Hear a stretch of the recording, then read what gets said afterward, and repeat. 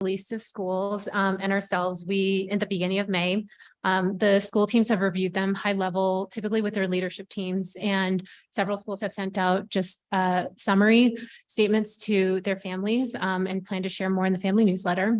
It's also going to be posted on the school's websites, and so similar to a visualization like the one you see for the district. One thing that our schools did do intentionally as well is use the family survey information to inform their 23-24 priorities, as well as check in on how did they perform on the family engagement priorities and goals that were planned for this year. And so looking at the targeted questions they're using to monitor their progress, that's the part of the ongoing work as schools are working on their 23-24 priorities. And we're also bringing it to our leadership wrap-up meeting, which is next month.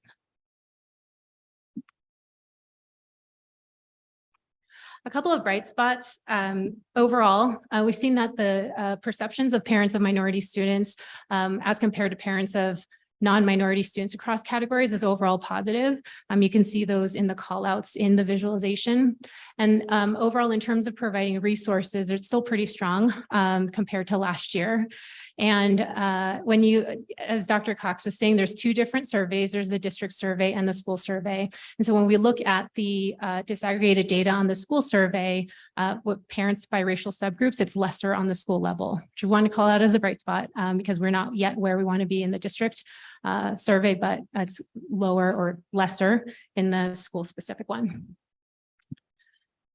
A couple of areas for improvement. Like we shared, these questions were aligned to the most recent district strategic planning process. There has been a notable decrease in these two core areas around supporting the continuous improvement and the good working environment for staff. And so that is something that we are grappling with as an exec team, wondering what is underneath that. And then also, I alluded to this in the bright spot, but here it is not a bright spot necessarily that there's a gap in how what the perception of parents of different student subgroups are experiencing and perceiving the district and schools. And so that's an important question that we also want to make sure that we grapple with. As an executive team, we are unpacking the family survey results. The last two meetings, we spent some time as an executive team reviewing the visualizations, looking at the results, asking the questions, and it's not over. As we're thinking about our priorities for next year, especially around the transparency and serving our students, how parents are perceiving that. And so if you were to ask me what is underneath all of this, I think it's still work that we need to figure out, especially, as there's been transition in leadership and learning a lot of context, and I think coming back from the pandemic too. And what is helpful is that with this new strategic planning process that we'll embark on next year with the community, it's an opportunity to also come up with questions that will align directly to those commitments as well. Thank you. Our next superintendent report is from Chief Markham on the 23-24 budget, and then we'll have time for board discussion. Sure.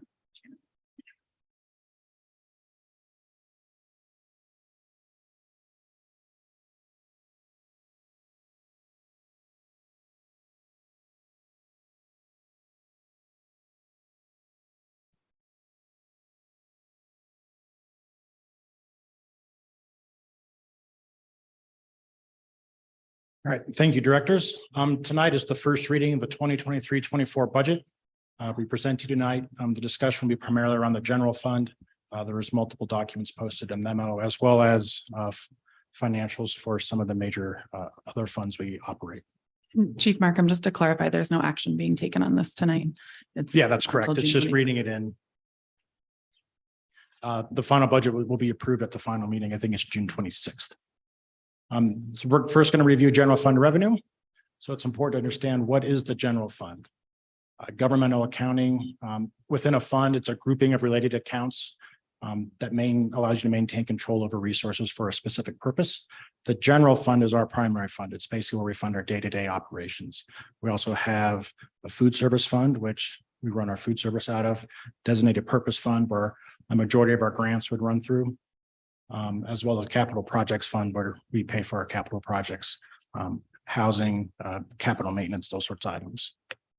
The current budget for the general fund for 23-24 estimates revenue at just over $16,000 per pupil.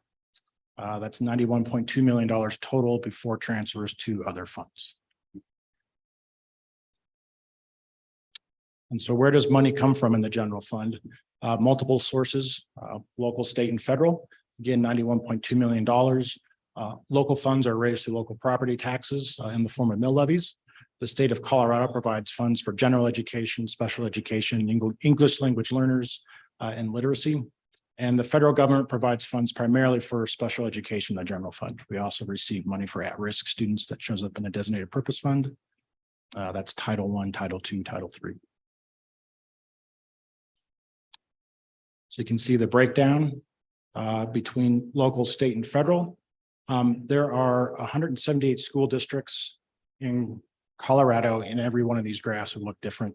They're not really the same across districts. It all depends on assessed value, local mills, taxpayer support. So in our district, local taxpayers provide 2/3 of our funding. The state provides another 32%, and the federal government provides just under 2%. The major source of funding, revenue funding in the general fund, is from total program funding. This is when we talk about per pupil funding and the number of funded pupils. That's determined by the School Finance Act passed each spring. That's approved by the Colorado legislature. This year, per that act, our allocation comes to $11,039 per pupil. Total program funding makes up 69% of revenue for this year. And the current law was SB 23-287.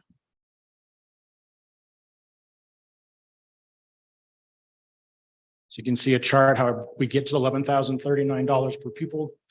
The base amount is something every school district gets, $8,076. And to that, you apply a variety of factors. Cost of living, areas such as ours that have the second highest cost of living get more money from this formula. Size, smaller schools lose scale, they get more, or smaller districts lose scale, they get more money. So you'll see school districts with 100 students, 300 students that get $17,000, $18,000 per student because of the size factor. At-risk students and ELL provide additional funds. And so you add all that up, you get $11,215 per pupil. The BS factor basically reduces that amount. It allows the state to essentially balance their own budget. They have their own general fund they operate. School accounts for about 1/3 of that budget. It allows them to balance it. And that gets us to $11,039 per pupil, which is an amazing amount compared to where we were 5 years ago. So you can see change year over year. The base has gone up 8%. That's in line with inflation over the last year. You can see cost of living tracks close to that, and so on and so forth. And you can see the total per pupil funding has increased $1,054 or 10.6%.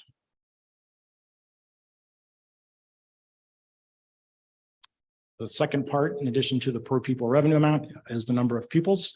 It's not as easy as just counting enrollment. You take an average, or you take the highest enrollment over the last 5 years, either an average or the current enrollment. We're still on a 5-year averaging. You can see we lost quite a few students between 2019-20 and 2021 at the onset of the pandemic. We're expected to be funded for 5,659 pupils this year, 530 of which attend charter schools, district authorized charter schools. I know this is really hard to read on this little screen up here, but it gives a year-over-year comparison. It's basically how the entire formula works. This is a snapshot. The CDE workbook has something like 400 lines to it. So this is about as condensed as I could get it. So what about other funding? In addition to total program funding, the district receives funding from local sources, including mill levy overrides, specific ownership taxes, tuition we collect on our early childhood program, interest on delinquent taxes, interest on invested cash. 2 or 3 years ago, that didn't matter. All of a sudden, with rates over 5%, that matters quite a bit. And for next year's budget, that adds up to $3,736 per pupil, or $21.1 million.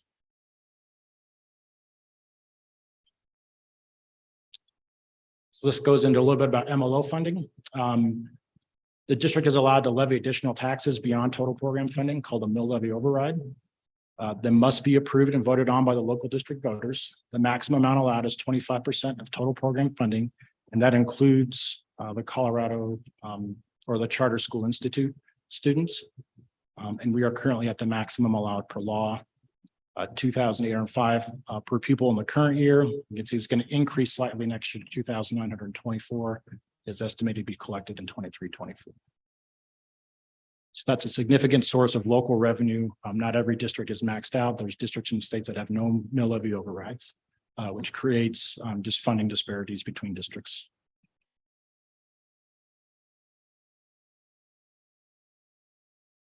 State funding, the district receives money to support specific programs, things like the READ Act, which support early childhood literacy, K through 3. Transportation, we get reimbursed on a portion of our transportation expenses every year.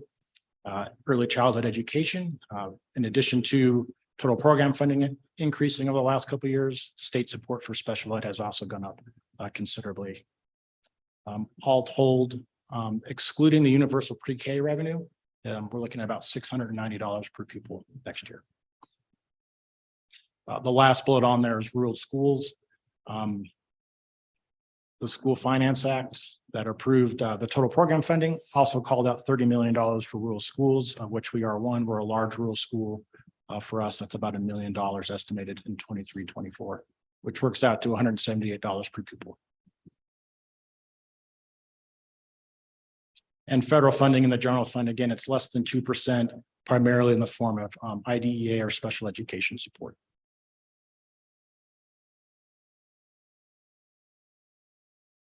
So the preliminary budget revenue estimates for next year, you can see all in $90.9 million. She didn't think that got updated. Over $90 million for total revenue transfers to other funds, and the net revenues of $78 million. I'm missing a transfer in there. That's what happened.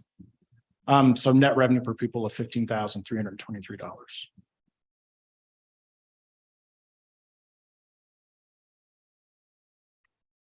So the other side, we have revenues. Now, how does that money get spent in our district? Here's a breakdown. Like every district in Colorado, we spend the majority of our revenue on people. So we're looking at somewhere around 83% of total expenditures next year will be spent on salaries and benefits. You can see the large blue and the large red portion of the pie graph display that. The rest is spent on purchase services, supplies, capital outlays. Other is usually held as contingency within specific programs. Total estimated to be spent next year of $81.4 million. So you can see a breakdown here 2 different ways. It breaks down into salaries and benefits, purchase services, supplies, capital outlay, very similar to the prior slide. You see the per pupil amounts as well as the percent of the total being spent, and then broken down into instruction, which is primarily classroom instruction. That's what we spend educating children directly face-to-face. Pupil services, you have things such as psychologists, mental health will show up in pupil services, counselors, instructional support. So how do we support our teachers to be better teachers? Professional development, primarily through hiring our own coaches and instructional facilitators that can help teachers. General admin is general administration for the district. School administration as front office, so principals, assistant principals, and front office staff. Business services is the finance department in the district. Operations and maintenance, transportation, and central support would be HR, tech, some front office stuff here at the district.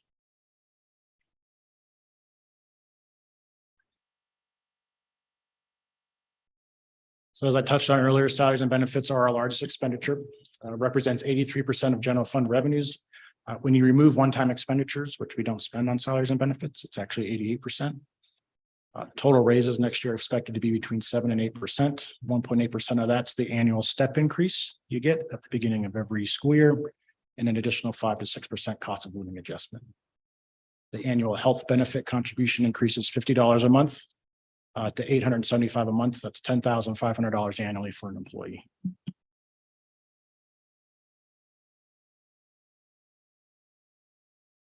So there's several strategic investments the district is planning on making next year.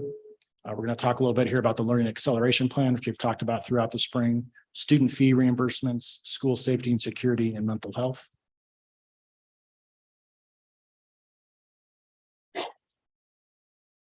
So the Learning Acceleration Plan is budgeted for an extra $900,000. This was brought before the board several times in late winter and early spring this year. It invests in additional school-based personnel. Elementary schools had increased personnel for intervention support, and middle and high schools received additional ELD coaching or Dean of Culture personnel. There's a district-based executive director of schools, provides support to and coaching, ensures consistency of academics to school leaders. The goal overall is to improve student achievement at all levels, and that investment is estimated at $900,000.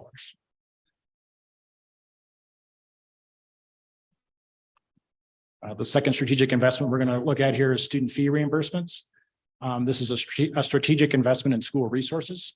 Next year, families qualifying for free reduced lunch will have fees paid on their behalf. That's $90 at elementary and middle schools and $180 at high schools, as well as half of the athletic fee will be paid. Previously, the fee was waived by the school and they just had to make do with less fees to cover their programs. So now this program will put money back into schools. It will encourage families to apply for free and reduced lunch next year with universal free lunch. We still need those free and reduced lunch apps. That program is designed for the state to backfill whatever the federal government doesn't cover through FRL. So those free and reduced lunch apps are still extremely important.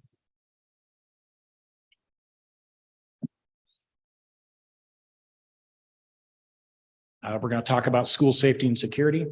The district will hire a full-time district security coordinator budgeted at $100,000. Be tasked with school and building security throughout the district, coordinating with local law enforcement, maintaining standard safety practices across all buildings, as well as threat and safety assessment.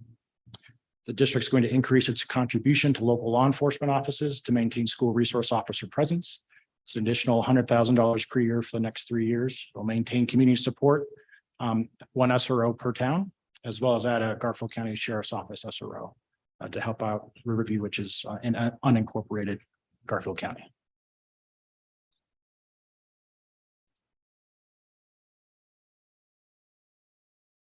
And the last is mental health. The district is going to hire an additional mental health personnel to sit on the district personnel health team. The district employees serve students throughout the district. The requirement was this person be bilingual, and I believe we have already hired that position.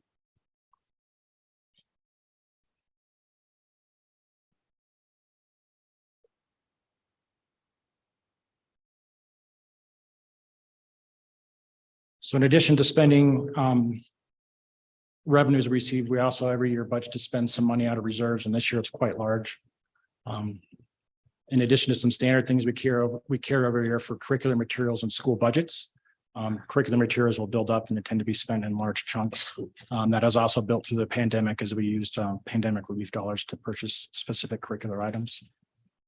The big item on here is the Meadowwood Housing Project of $10.9 million. Earlier this fiscal year, the board approved a transfer of $1.1 million for Meadowwood Housing.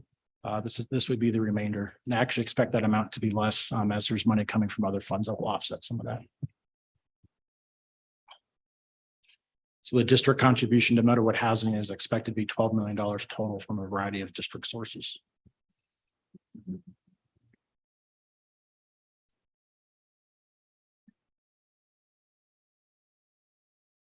So again, the large increase in transfer to other funds is related to the Meadowwood Housing Project. On this current budget, it's budgeted at $10.8 million, which supplements the 1.2 already approved by the board. We're going to combine that with external financing and it will pay for the completion of the staff housing project. Important to note that no new taxes need to be levied to complete the project. The housing program, it's intended to be self-sufficient. And so the 66 units we have are basically going to finance the ability to build another 50, which I think is pretty incredible.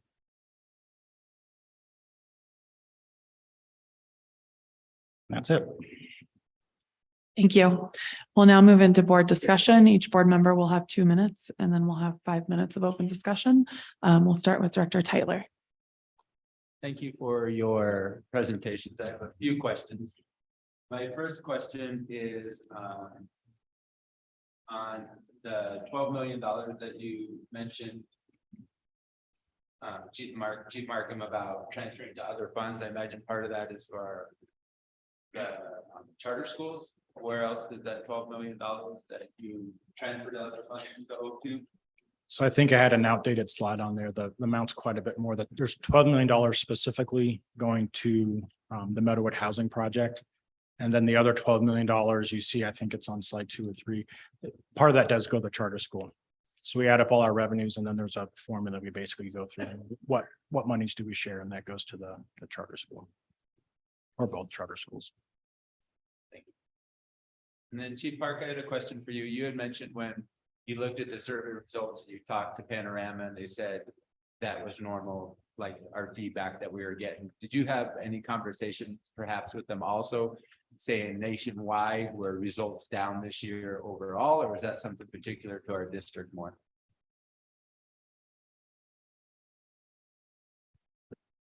So the conversation with our survey administrator, Panorama Education, was focused around the response rates. And it's something that I do to just check in with them to see if we are still kind of where we should be. Did not get into overall results. It's also important to note that Panorama Education has their own version of a family survey, which is different than ours. Ours is aligned to our strategic commitments, so we don't have comparison points. Our only comparison points are to ourselves year over year. And our results across the board are down from 2022. And the prior administration in 2020, I'd like to note, was like our right before pre-pandemic administration. That survey closed right before the schools did. And then my last question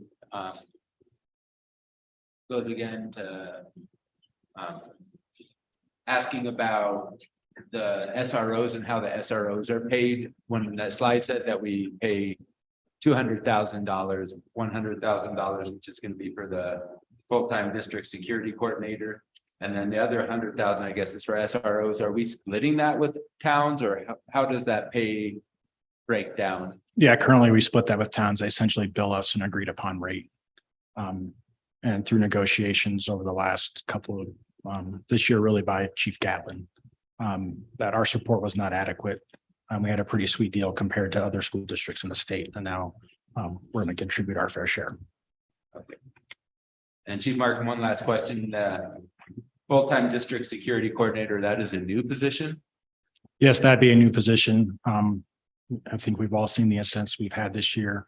That is with 12 schools in 3 communities and 6 law enforcement agencies, potentially you have to, that's a full-time job here in our district, and we recognize that. So it's about time, I think, we invest in that. Okay, thank you. Director Stepp. Thank you all for your presentation. I'm glad that you point out the bright spots in the survey and then the areas for improvement. I'm really happy to see that you work with the school leaderships to work on, identifying what those gaps are, and from that feedback. So thank you for that. I don't really have any other questions for you on that. Chief Markham, I had a question about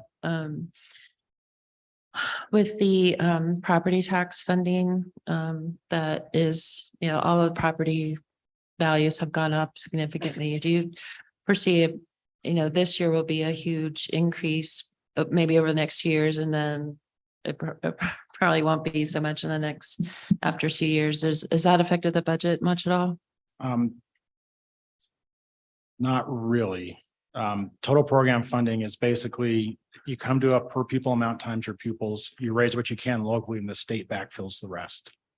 So as that local collection goes up, the state goes down by the same amount. So it's basically equal. And then we're capped on our mill levy overrides. And so that's not going to increase that much as well. Really, what people will see the increase in taxes is from the change in value this year. Not the change in the mill levy amount. And not the total amount coming to the school district. We're not going to see a huge influx of revenue. So local will carry more of the burden, but it's because the value change is going up. Right. Okay, thank you. That's all. Director Ramirez. Thank you, team. I first wanted just clarify for the family surveys. One is on the district and one is on the schools, correct? There's 2 separate surveys. Are they both in English and Spanish? Yes, it's available in both languages. A parent can self-select at the top and switch throughout the survey if they choose to. Thank you. I want to, first, thank our team, our finance team, for their work on, the pay increases for our staff, the step increases. I think it's, something that our district has really focused on raising, those step increases to 7 to 8%. And I think that's really important for us to highlight. I also appreciate the health insurance. I think, you know, at the end of the day, I know that we have been working on this benefit, and I think it's really important that we, recognizing the cost of living here, recognizing everything that's going on, that we prioritize helping our staff however possible. So kudos to our team for doing that. I also just had a follow-up question on the MOUs. Oh, and I wanted to mention too, the student fee reimbursements for strategic investments. I think that's a really good investment in our own students and families. So kudos to the team for taking the time to look into that. In regards to the school safety and security, I guess I'm just wondering, and I'm assuming it falls under the CFO's position, that will they report to the not the CFO, the COO? Will they then be the ones taking into account all of those MOUs? Are they on a yearly basis? Yeah, that would be part of their job, would be to work with those MOUs and negotiate on an as needed basis. And they'll be in charge of negotiating. Yeah, Yeah, assume in okay. tandem with the COO as well. Okay. Those are all my questions. Thank you. Director Torres. All right, I will be quick since I have a few questions. So I noticed too that the district leadership or the leadership council is going to be reviewing the survey results when they're also looking at the budget allocation and the strategic aligning with the strategic plan. How did they obviously get a disaggregated survey results so they know how their school specifically was scored? Yeah, which are two different. And then do they tie that with the, like, for example, the accelerated plan to see, obviously there was a 7% decrease on supporting continuous improvements, but looking at adding these additional supports, do they see like that is going to target the area in which they are hoping obviously to increase their scores? I think it could, I think, so just. Will you grab the mic? Yeah, sorry. Just to clarify, the results that we shared were for the district survey. The schools have their own school survey results from the family. So I think it is actually a good point to point out here the ways we're making investments and had already been discussing that and hopefully could attend to the decrease in that specific question. Awesome. And I wanted to point out too, because there's, obviously an improvement with the communication when there was significant strides to make communication with the communication toolkit and all of the efforts and the resources that went into that. And that looks like that obviously is reflected in the survey results. So obviously making those in alignment. So thank you. So I wanted to follow up on Director Stepp's question with the mill levy dollars. And it's something that I asked you about previously because I had some people ask me. So in the presentation, mill levy override dollars, it's a little confused. It said in one part that they were increasing by 224,000, but then in another it said 16.4 to 16.5 million, which I think is what we had been presented on before. It was just a relatively small increase, even though property values are jumping astronomically. And so that's capped. We can only go up to 25% of our total program funding as defined by the state. Right? Yes. Okay. And so then if what we've levied would go over that, those dollars are just not collected from They're never property levied to owners. begin. Yeah, they're never Okay. levied to begin with. They don't sit somewhere. They remain with property owners. They just don't get, okay, they don't get collected. That's what I wanted to clarify. And, I wanted to echo Director Ramirez. I think that the targeted spending that you've outlined tonight on these three areas that we haven't looked at before really aligns with a lot of what we've been talking about and with the strategic initiative. So I think that's really great work and I'm excited to see it and to dive more into it in the next month. My other questions on the survey were answered already. So we'll have 5 minutes of board discussion now, if anyone has anything else to add for either Chief Markham, Chief Park, or Dr. Cox. Well, I don't have anything else to add, but I do want to give a shout out to our principal at Silver Springs Middle School, who has just accepted the Executive Director of Schools position that we have outlined in our Learning Acceleration Plan. You know, the Cougar family is obviously going to be sad to see him go, but I think, you know, this shows, I think that our district is committed really to making sure that we're able to support our staff in every level. So shout out to our Cougars. I did have a budget question. I just realized I asked my survey question, but not my budget question. And this is to Chief Markham, the allocation or the budget for the 23-24. It shows a 50% increase in the per pupil purchased services. And then there's a 50% decrease in the instructional support services. Is that just from a realignment of where those were spent, or can you? Do you have a page? Sorry, do you have a page to look at? Yeah, that is on page. Page number on this. It's not a page number, 4, sorry. So you see it, purchased services Of the memo? of the budget 2024 budget first reading. In that second attachment under pupil services. Sorry about my presentation. Oh, yeah. So under pupil services, purchased services, the budgeted amount for 22-23 was 560,000. Sorry. I don't think I'm gonna have a specific answer for you now. We'll have to Okay. look into that. Yeah. That's fine. I was just curious because I was like, most of them seem pretty comparable. And that was the only one that I was like, whoa, that one jumped significantly. Page 4. No, oh, there we go. Scroll down.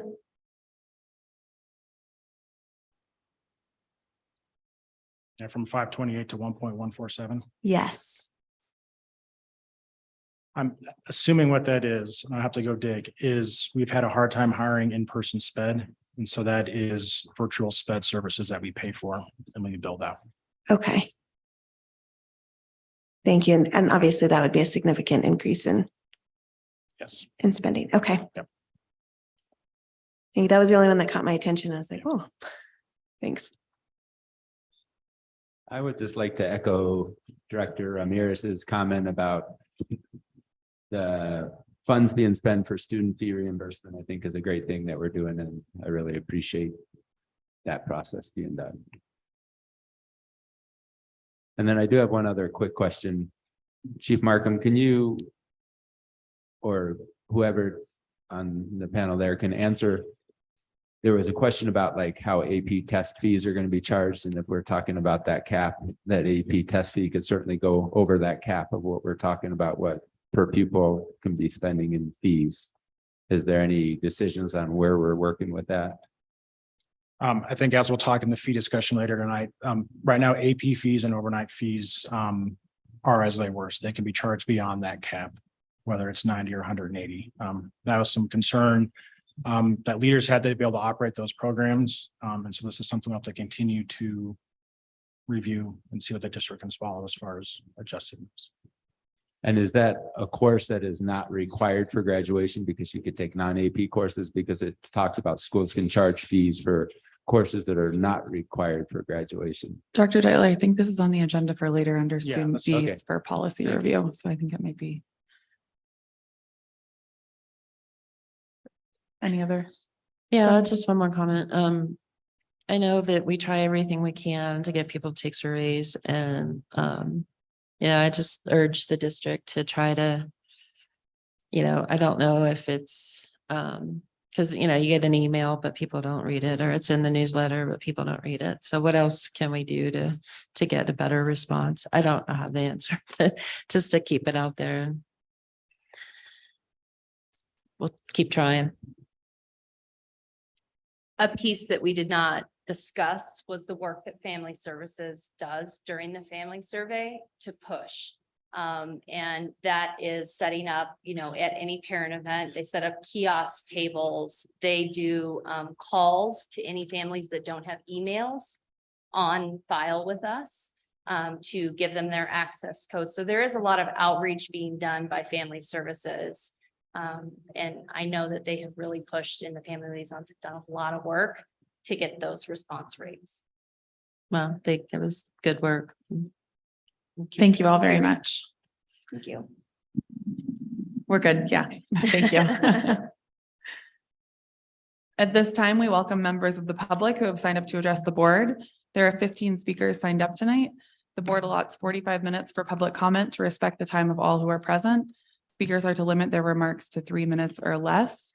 This is the second time that the board has had to prioritize the list of speakers under policy BEDH-R. That policy was updated in October of last year, but it's only had to be implemented twice. Reminder to all speakers to uphold our procedures for public comment. We ask you to be thoughtful and constructive with your comments, and thank you in advance for sharing your feedback. Members of the public who wish to share their views with the board may always do so in writing at any time. For this evening's public comments, I don't have a number on how many total we received. It was 60 earlier today. I'm sorry. I'll look that up. 70. Thank you. 76 public comments or written comments. Our first speaker is Amanda Clark.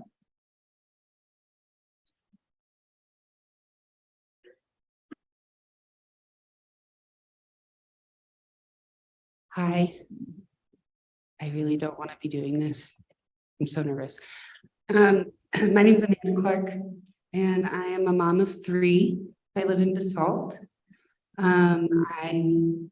My oldest went to Basalt Elementary School when he was in 1st and 2nd grade. So thank you guys for being a part of his education.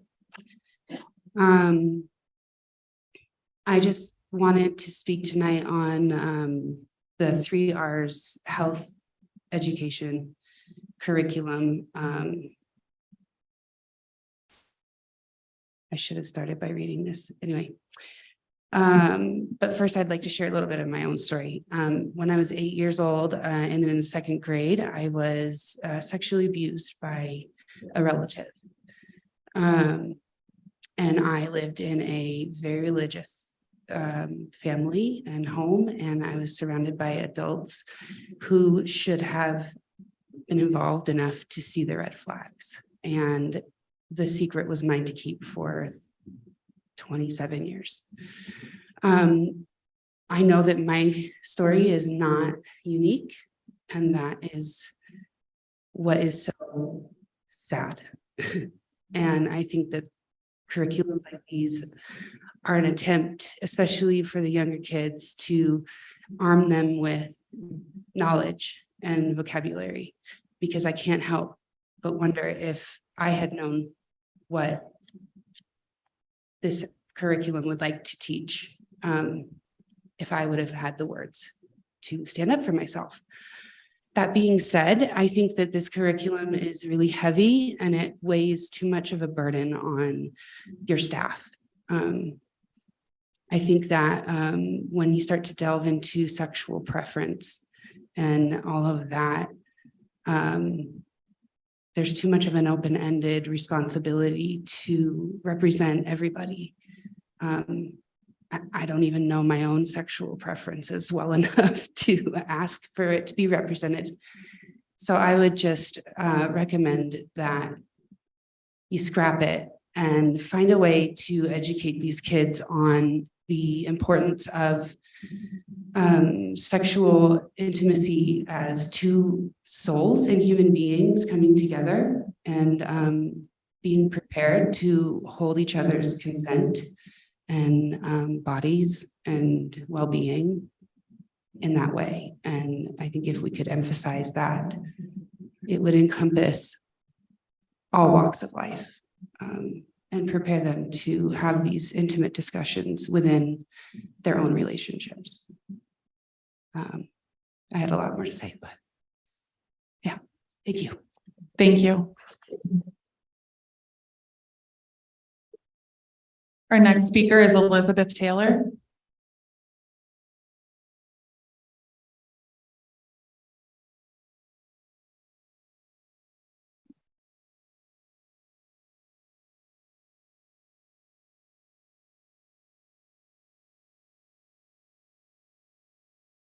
I am here as a concerned parent speaking out against the 3 R's health and sexuality curriculum by Advocates for Youth. 11 days ago, we created a petition to let other parents and community members know about the curriculum you plan to implement in our Roaring Fork Public Schools.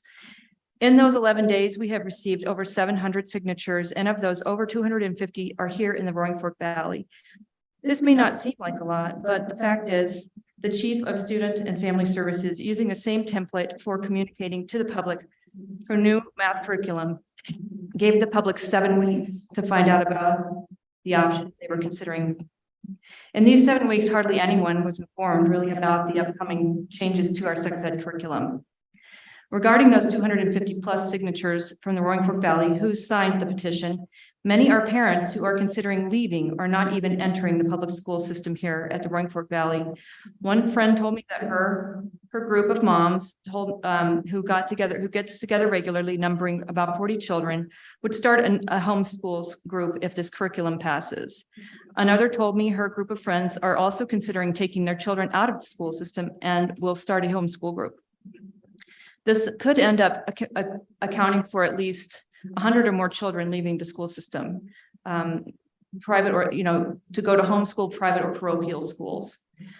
All of this could be averted or mitigated if the Student and Family Services and the board would listen to the stakeholders and cease pushing an agenda that sexualizes and grooms our children by allowing our first graders to think that they are whatever gender they want to be, third graders to consider consent, mutual consent above bad or good touch, and sixth graders being told that to look for bias, regardless of your own religion. A faith-based organization may have biases based on their own beliefs and teachings that may limit the extent of the sexuality-related information. So I feel that our children, so they're excluding religious viewpoints from the curriculum. So we can find a better curriculum that suits the needs of our children and addresses the concerns of parents if we just take a little more time and get together and talk about this. Thank you. Thank you.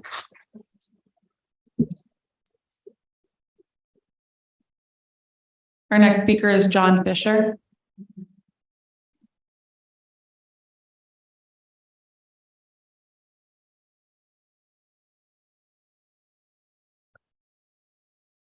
I'm John Fisher, it's my wife Pam. I come to you as a resident of this valley for 52 years and 9 months. And I would like to represent as a parent, a grandfather and a great-grandfather, and the fact that I have been teaching here in the valley for 52 years, and I am still teaching, and I'd like to present some information to you at this time. First thing I'd like to bring to your attention, if you don't already know so, is the United States Department of Justice obscenity law. Obscenity is not protected under First Amendment rights to free speech, and violations of federal obscenity laws are criminal offenses. The U.S. courts use a 3-pronged test, commonly referred to as the Miller test, to determine if given material is obscene. Obscenity is defined as anything that fits the criteria of the Miller test, which may include, for example, visual depictions, spoken words, or written tests. Federal law strictly prohibits the distribution of obscene matter to minors. Any transfer or attempt to transfer such material to a minor under the age of 16 is punishable under federal law.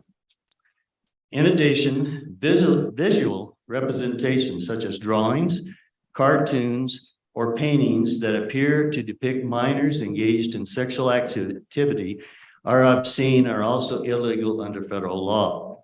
It is important to note that the standard for what is harmful to minors may be different than the standard for adults, and offenders convicted of obscenity crimes involving minors face harsher penalties than if crimes involved only adults.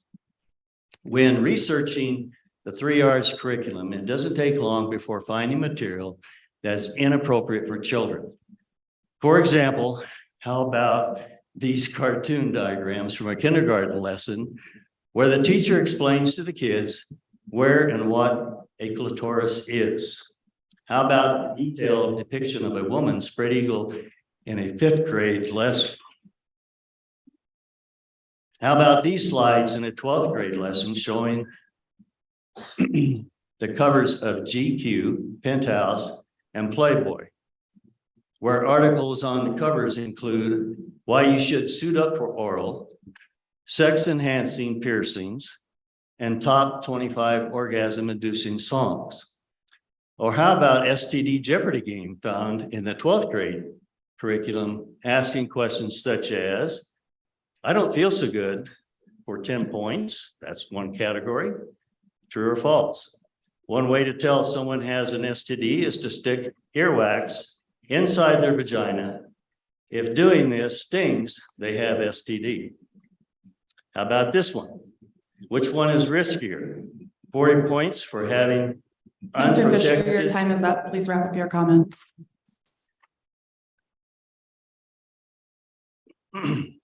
It only takes one parent and one attorney to file a case. So here's the question I have for you. Which one is riskiest? Adopt an inappropriate, non-evidence-based curriculum that sexualizes children, or honor parental rights and beliefs by allowing parents to do their teaching? Thank you for your time. Thank you. Our next speaker is Bert Brissell.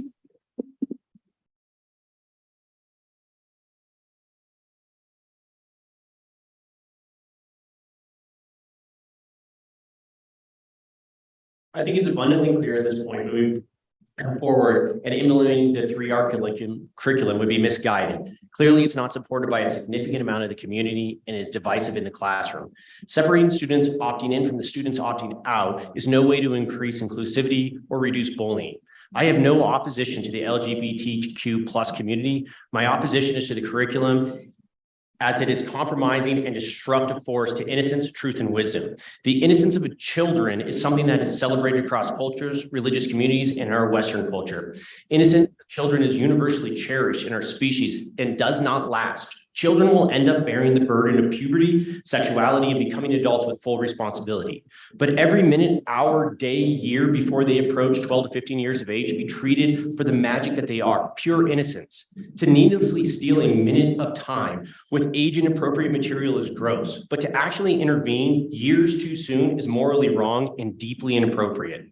Before the age of 12, humans do not have much ability to differentiate fantasy from reality. Watching children in their fantasy play is incredible. What is evil is taking an emotionally confused child and indulging a dangerous fantasy, which brings us to truth. Truth is not comprehensive in the proposed curriculum. A few truths missing are the following. Sex gender is determined by a medical doctor before or at birth. Sexual satisfaction levels reported are highest in married couples. Unmarried men have significantly shorter lifespans than married men. 93% of all female adults report deeply wanting to have children, and doing so by every statistical measure is best done in a long-term committed relationship. I don't see any aspect of this established social science in the curriculum. Choosing to ignore just a few examples of these statistical realities while introducing all aspects and ideas of sexual indulgence is by its very nature ideological. There's a lack of complete truth in this curriculum, which brings us to wisdom. Wisdom is something that is attained with life experience and passed on from older generations to younger ones. Senior citizens across cultures report that higher levels of fulfillment in their lives have one common denominator, meaning. The primary universal source of meaning in adult humans is active involvement in their children and grandchildren's lives. What I did not find in the curriculum was encouragement to find a life partner, fully commit, and start a family. Yet this is exactly what our happiest, most fulfilled, and wise senior citizens have told us for generations. Instead, the curriculum pretty much encourages reckless sexual experimentation, instant gratification, both of which are empty of meaning and something I plan to caution my children against. I will teach my children to be loving, completely accepting, promote inclusivity, and I plan to tell them to respect and authentically see any member of the LGBT community, exactly as my family taught me. It is my responsibility to pass those values on while also passing on the ancient wisdom of the tremendous power, pleasure, responsibility, and intimacy that sexuality and sexual expression encompasses. Those are my lessons to teach my children, not the public schools. Today, we should be focusing on making this the Your time is greatest up. school Can you district please in wrap up your Colorado comments? for teachers and most importantly for students in fundamental education. I ask the school board to use your wisdom and not move forward with the 3R curriculum. Thank you for your time. Thank you. Our next speaker is Ashley Stahl.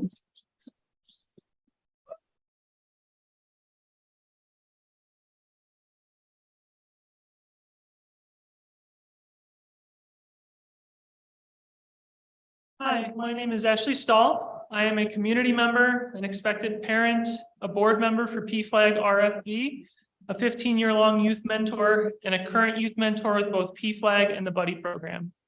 I came here several weeks ago on behalf of both myself and PFLAG in support of the updated health curriculum, and I'm here today to both reiterate and expand our position.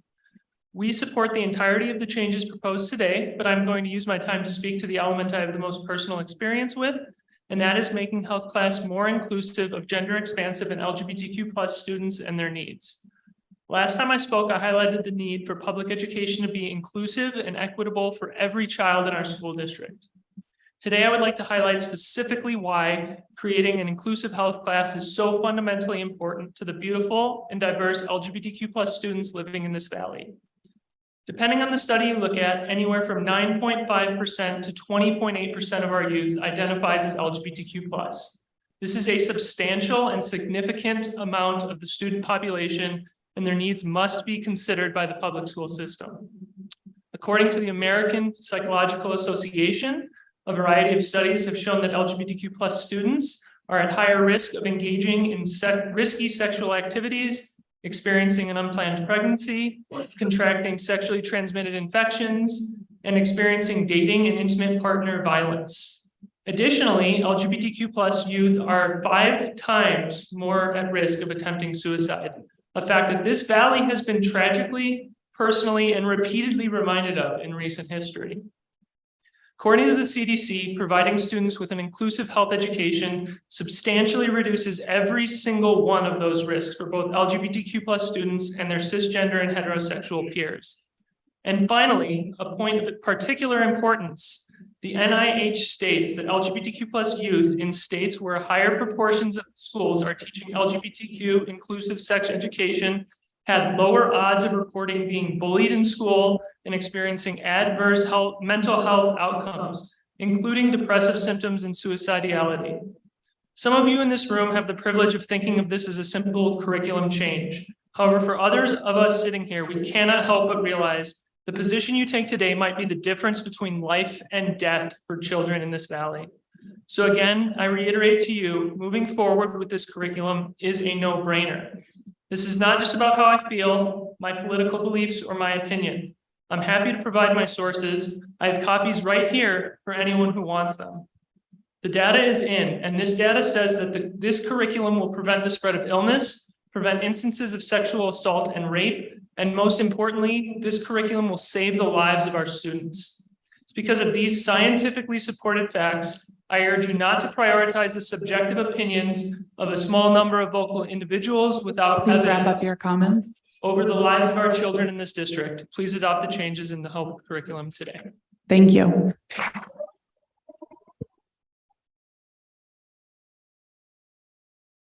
Our next speaker is Rebecca Dunnigan. Hello. My name is Reverend Rebecca Dunnigan, and I'm here tonight as a parent of a Glenwood Springs High School student and as the pastor of the Roaring Fork United Methodist Churches with locations in Basalt, Carbondale, and Glenwood Springs. In my work as a pastor, I have had to sit at far too many bedsides of young people who have attempted to end their life as a direct result of being marginalized, confused, and isolated because of their identity. There is a story being told that adopting this curriculum is an attempt by a few radical progressives to indoctrinate our children and make everyone gay. We are being told that the concern is for the mental health of children who will be harmed by learning that some kids have two moms. I have heard fear that this will lead to greater instances of self-harm and suicide. The problem with this argument, as Ashley shared, is that it just isn't supported by the data.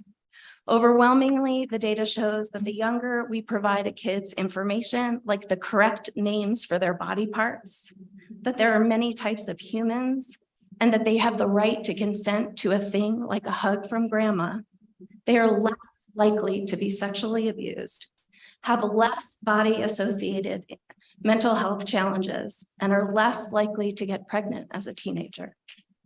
What they are more likely to do is feel less sexualized and have healthier relationships with their own bodies. As a parent, I honor the role that parents and caregivers play in raising healthy, well-adjusted, and strong young people. And this is one of the benefits of the curriculum. It is entirely accessible. Every single lesson is available to anyone with an internet connection in both English and Spanish, and parents at any time can opt out of any or all the lessons. I honor the agency of other parents to opt out of the lessons they find challenging.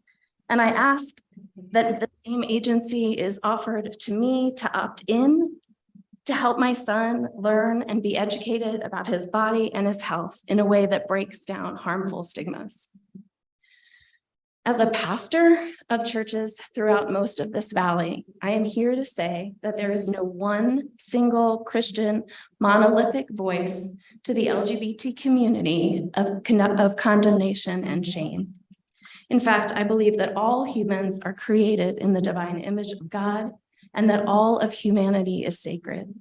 In the faith community I serve, we are committed to celebrating God's gift of diversity in gender identity, gender expression, and sexual orientation. And we stand in solidarity with our LGBTQ+ siblings. Approving this curriculum is not an attempt to make everyone gay. It is an attempt to make everyone safe. Thank you. Thank you.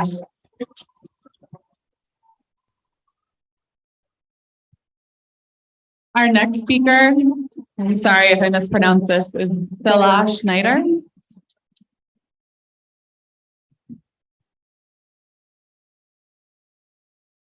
Hi, my name is Sayla. I'm an 8th grader at Glenwood Springs Middle School, and I've gone to schools in the Roaring Fork District for nearly my entire life. I am active in my church and even came here tonight with my pastor. I'm also a part of the LGBTQ+ community. I know that there are a lot of people frustrated with the mention of the LGBTQ+ community in the 3 R's curriculum. However, I read many of the lessons and found the mention of conversations about sexual orientation, gender identity, and similar subjects. I feel that it is very important to introduce these to kids and have representation for all of our students, regardless of whether or not you may approve. People who are gay, lesbian, trans, intersex, or any part of the LGBT+ community exist and are in our schools and community. People who are part of this community are 4 to 5 times as likely to die by suicide and 3 times as likely to experience depression. Without representation in the school curriculums, children experiencing feelings outside of the heterosexual norm are made to feel strange and different. This also influences their peers to see them as strange, different, and easier targets for bullying, teasing, and even harassment. I've witnessed this firsthand, and I am horrified. I have a friend who had homophobic slurs and images drawn on every page of her science notebook after she came out. I've heard as my friends and peers are called disgusting in class or stared at when the mention of their sexual orientation is brought up. I've had a student come up to me and tell me repeatedly that there were certain male features that I was supposed to like. These are just a few examples of how the students that are a part of this community are at a much greater risk than their peers. When we introduce mentions of girlfriend-girlfriend relationships or non-binary characters in stories read, it makes kids feel seen and represented, as well as allows their peers to understand and accept their queer peers as individuals. I am not strange. I am not different. I am not a threat or a bad influence on my peers. I go to church almost every Sunday, and I am active in my youth group. I like to bake and climb. I'm good at math, but I'm nervous about how well I did on my math test yesterday. I am normal, and every one of our students deserves to feel welcomed and normal. not just by the school counselor or one of their teachers. They deserve to be embraced by their peers, the administrators, and everyone they encounter at school. I believe that the 3 R's curriculum should be used as it will positively impact our students and therefore our community. Thank you. Thank you.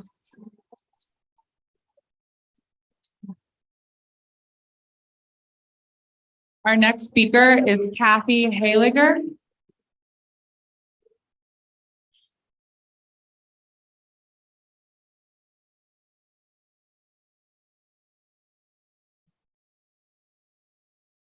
My name is Kathy Heiliger, and I'm here in support of the 3 R's curriculum. I think that it's a really good curriculum, and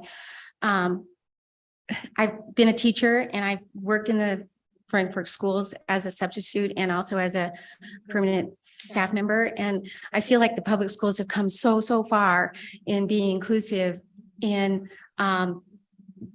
including developmentally delayed children, kids with autism. When I was going to school, I grew up in the 60s and I had a really hard time reading, and I was put into a classroom with kids that were separate from all the rest of the peers because they had some developmental delay. And I was in there with them because I couldn't fit into any of the other reading groups, and they became my friends and I loved them. And I always wondered, why aren't they in with everybody else? And now they are. And so why would we stop now? You have to include everybody in your curriculum. Everybody needs to be a part of feeling included. When you don't feel included, having a learning disability is really hard. And it was really hard on me. And in elementary school, it was a little bit hard. And by middle school, it was even harder. And by high school, it was so hard that I found myself in a relationship with somebody who was beating the crap out of me for 3 solid years. I got kicked in the head. I got drug around. I was drug out of my school by my hair, by my boyfriend, and past teachers and principals. They watched him drag me out of school and no one stopped him. That wouldn't ever happen now. You all know that. And why would you allow someone to feel left out or different or hurt like that? It is so detrimental. I'm 65 years old and I'm sitting here crying. It still affects me. And it makes me so sad to think that someone would want to eliminate a curriculum that would make everybody feel welcome. We are human beings. It doesn't matter if you identify as she, her, he, him, they, them. We're human beings. We all have skin. We all have brains. We all have hair and hearts.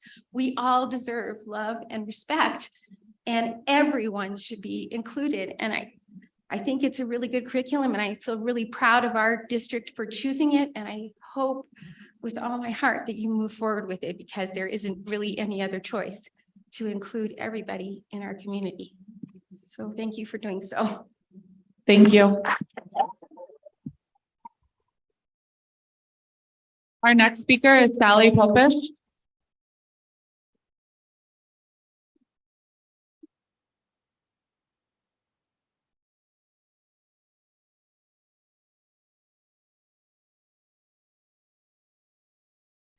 I am in strong opposition to the sex ed curriculum being considered. This gender ideology is and will be damaging to children. Sexualizing minors is still grooming, no matter how many times it's called inclusive, health, or age appropriate. Highly suggestible young brains are the reason minor children cannot consent. I find it unconscionable that this board would even entertain this highly controversial ideology that is opposed by so many. It seems the board doesn't agree that the schools are not co-parents. Why is it that you've jumped the tracks of academic proficiency? Is it because the scores are so poor?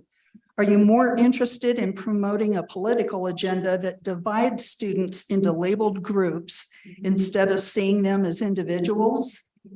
Are you afraid of being labeled hateful, bigots, not inclusive? Those labels seem to intimidate some. Confusing all children is a ridiculous way to address the very few who have been indoctrinated or perhaps have genuine mental issues. These social change agendas have no place in our schools. please leave parenting to parents. Thank you. Our next speaker is Maureen Bierman.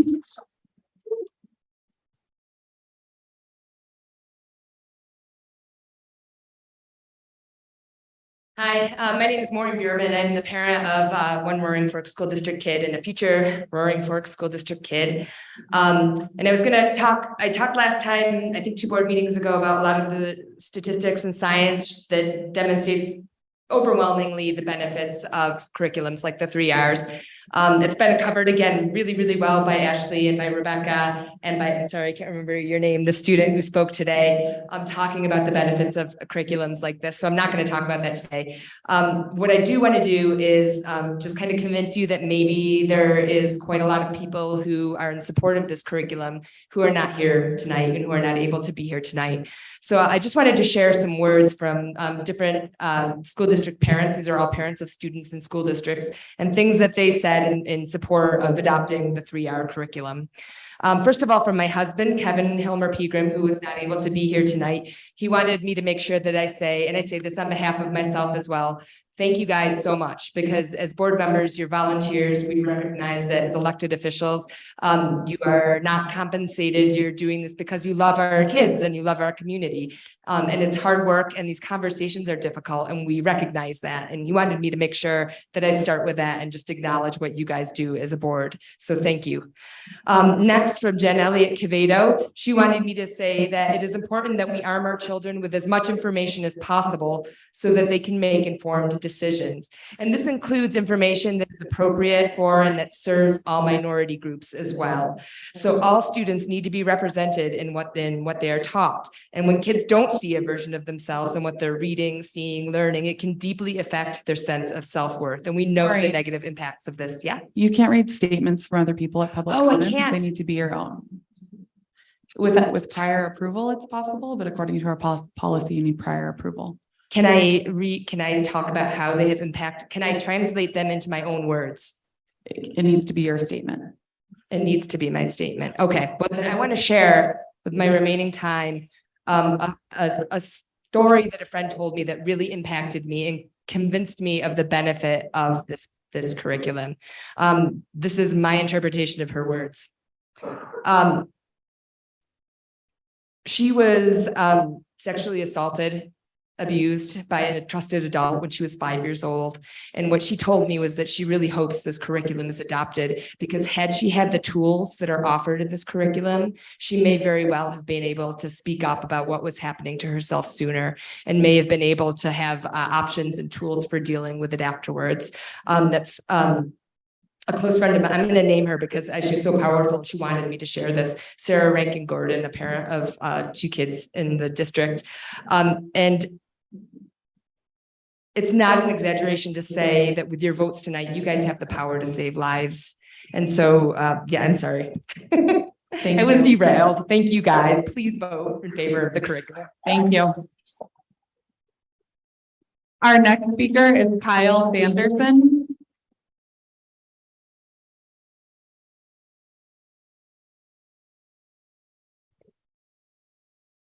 Hi, school board members. I'm a parent of a student joining kindergarten this fall, and I'd like to voice my opinions on the health curriculum. I want to thank you first and foremost, regardless of differences of opinion and decisions that you make for what you do. I imagine that being an elected school board official has many trials and tribulations along with rewards and success, and it should not be taken for granted the hard work and dedication that you all put in for our children. I trust wholeheartedly that as elected board members in a position of power and responsibility, that you have all taken the necessary time and made the necessary effort to read every word of every lesson plan. You've studied the authors and have an understanding of why and how they've drafted the curriculum. I trust you've studied every public comment submitted and that you listen with intent to every person that's spoken in front of you. I trust you have watched back recordings of the meetings to make sure you didn't miss anything, especially if you were unable to attend a previous meeting in person. I trust you have really considered the consequences of your vote, that you have sought advice, spoken with colleagues, family, friends about their thoughts and feelings to form your decision. And I trust you've considered every opinion without bias and without your own beliefs in an attempt to understand the point of view of everyone that to help form your conclusions. I believe this is a level of effort that's necessary and required, as your decision will have lasting effects and potentially lasting consequences for the future of the school district, including staff, students, parents, and elected board officials. The exhaustive study of the curriculum and public comment that I trust you've completed is what I know a majority of us have done that are in opposition. I have personally spent months of time, sought advice, asked questions, had debate, and thoroughly reviewed the curriculum and public opinion. The undeniable fact is that around 80% of the voiced and written opinions thus far does not want this. And I don't need to go into why 80% are against, because I trust you've already dissected that. I ask if you truly believe that you've put the time and effort into your decision that it requires. I know that if you have the way I have, and that many of my closest friends and family have, then you can stand behind the decision you're making. I leave you with two last considerations. If this curriculum is adopted, how are the beloved teachers that opt out going to be treated? Will they be ostracized or frowned upon or fired if they choose not to teach? Can you guarantee that they will not be treated differently if they choose to opt out? And last, can you assure me that my precious 5-year-old daughter, who knows that she is a girl and who wants to be a girl and who has been taught by countless loved ones to treat all people with kindness and respect, that she will be treated fairly and equitably in public school, no matter if we opt in or opt out? Can you guarantee her safety and well-being if she opts out? Can you guarantee that she will have support from teachers, that it's okay for her to be who she wants to be? I apologize. If you truly study the material and consider the majority, the voiced opinions, a no vote to this curriculum is the only option. We should work together as parents, students, and educators to find a health curriculum that we can all find common ground on and all accept, rather than such a controversial option that the majority seems to be against. I know that we all love our children. That's a great start. Thank you. Thank you. Our next speaker is Ashley Mirabella.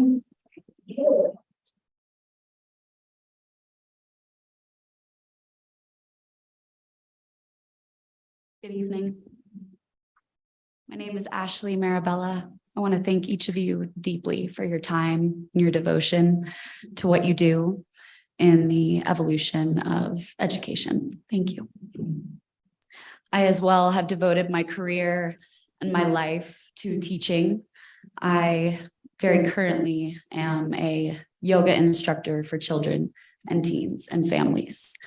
I am here on behalf of the beautiful practice and hoping to encourage and open the minds of you all to implement a possible yoga and meditation practice into our curriculums here in the Valley. Based on the energy of the evening, it's very clear that our children, our students, our loved ones are experiencing a significant amount of stress and anxiety, depression, uncertainty. Yoga is a practice of the self through the self, encouraging self-love, compassion, not only within ourselves, but for others. The mental and physical health components that tie into a yoga and meditation practice are exponential. The reduction of anxiety and tension in the physical body and in the emotional body is proven beyond much research. It goes even further in terms of the classroom and teacher well-being and us supporting all of you and educators in your well-being and how you are able to show up for yourselves and for these children. It improves classroom family dynamic. These classrooms are a family unit, and inclusivity, love, compassion, and positive communication are essential in holding strong family dynamics. Yoga also can benefit with emotional regulation and emotional awareness. So giving children tools to recognize these emotions, how they come up in the body, mind, heart, and what to do with them, and how to move through them, how to honor them. Thank you all very much. I appreciate your time. Thank you. Our next speaker is Alan Munoz Valenciano.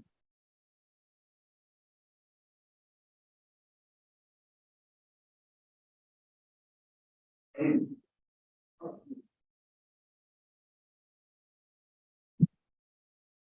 members of the board. My name is Alan Munoz Valenciano. I work for Voces Unidas de las Montañas, a nonprofit advocacy organization that works to elevate the voices of our community members, especially the voices of Latino parents and students.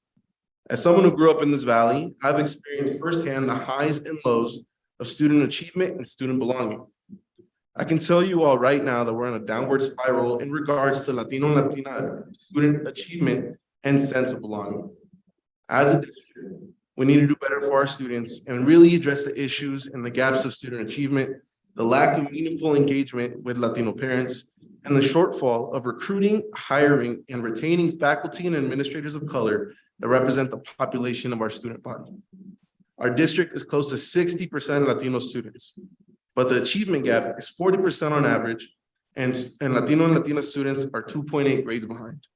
For the sake of all our students, we need to do better. We need to raise the floor by specifically creating action plans that are meaningful, timely, and impactful to address the issues in our district. Additionally, we need to address the issues of student belonging. We've heard from many students that they don't feel heard, they don't feel cared about, and that they're cast aside in many of our schools. And that is completely unacceptable. We need to start at the safe haven resolutions and make sure that all students and families, regardless of immigration status, feel safe and welcomed across our district.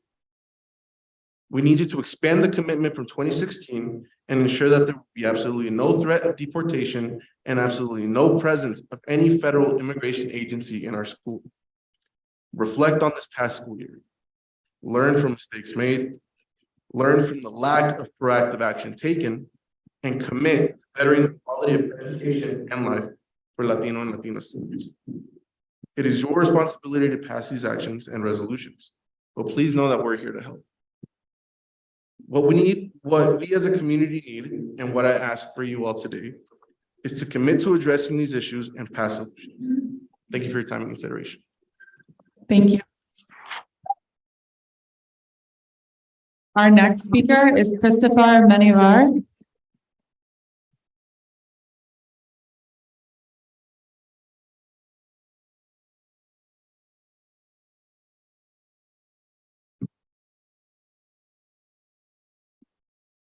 Hello, members of the board. My name is Christopher Menivar Cornejo, and I'm a member of AHUA and a founder of the most recent AHUA Glenwood Chapter Club at Glenwood Springs High School. A group designed to be a voice of the students in a school, to be voice of students in a school that feel misrepresented and silenced. As a student, this idea of belonging is very important to me. My little brother, his friends, and newcoming Spanish-speaking students are the future of our schools, and yet they are forgotten and underrepresented.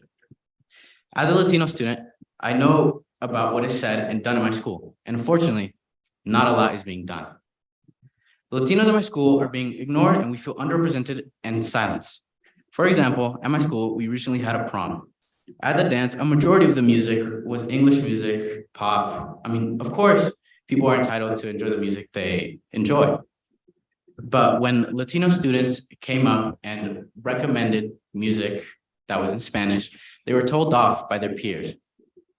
It is odd that a school activity made for students to have a break was designed by people who weren't proportionate to the community. Only 3 out of 40 of the students in the student council are Latino, yet GSHS is a majority Latino school. I ask how a school activity can be made for students when the students designing the activity are not representative of the community. We ask for representation. We ask for our voice and our opinions to be heard and acknowledged. As well, in my community, we are being abandoned. In my school, clubs, extracurriculars are one of the most important factors when applying to college and scholarships, as they show determination and drive. The problem is that they aren't being pushed to Latino students. For example, I joined Key Club, a volunteering club, which is very important for college applications. But the way I found out about this club wasn't through any newsletter, any sign on a wall, nothing. I found it out through the sibling of a friend. And I find it hard to believe that these critical clubs that push you to succeed in the future are not being pushed out and to everybody, right? As well, in the club, I find that there are no Latinos in that club. It's just me and two other friends. This isn't, and it isn't a small club. There are so many students that ought to be in these clubs, but they are left to figure it out alone. There's no care for Latino students. There's no care for their futures, because if there was, I wouldn't be here. We as students ask for representation. We ask that you care for what we believe in, and I hope that you consider helping out these students rather than letting them suffocate. I ask that you, members of the board, create policy to ensure that we are addressing these issues across the district and in my school. Thank you so much for your time and consideration. Thank you. Our final speaker is Amanda Cervini.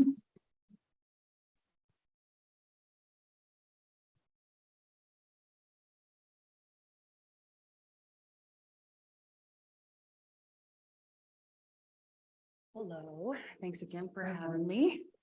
I just wanted to share my perspective as a parent regarding the proposed health curriculum. We've heard from the schools, the teachers, parents, healthcare professionals, youth, and the LGBT community. There's not really a lot left to be said here, but I wanted to plead with you all to remember who our main focus is about and not our individual beliefs or political views. As a court-appointed advocate for children of the Roaring Fork Valley, I've been trained and educated to always operate under what is in the best interest of children. There is no debate or discrimination. As I heard tonight, you can hear, and you heard firsthand, knowing the biological name of your anatomy does not guarantee that you will not be a victim of sexual deviance. And listen to the young man that just spoke. There was nothing that was said about the curriculum. What he was talking about was what he needed, not sexual health. What he needed to feel inclusive. That is what children need, is to be heard and accepted. And if that is a majority of a part of our group in the Latino population, he came and he said, this is what I need. Hear him. Okay. Excuse me, I just lost my notes. With that in mind, a person's sexuality and gender exploration remains a private matter, not to be compromised in a setting where lack of maturity, religious, political, and influences are present. We run the risk of conflict and confusion in the classroom, setting our kids up for disaster and unintentionally exposing and uncovering one's gender identity before they're ready. How you identify is your story to tell, no one else's. I know that what is in my child's best interest in teaching him is to know about who you are, what's important to you, and why people love you, not your anatomy, sexuality, or how you identify. That's not the important part of who you are and what makes you who you are and what your needs are. The proposed curriculum can set children up for an increase of bullying, labeling, and greater fear of increased isolation, anxiety, depression, and remember your audience, not all of them are mature. There has to be a better way, and until we can answer the question, which with complete assurance, are we doing what's in the best interest of the children? If we cannot answer this question without any doubt and 100% assurity, we don't have the answer, and we need to work together to find that. Finally, we need to remember that our journey in life goes beyond the school age years in the classroom. And that's all I have to say. Thank you. Thank you.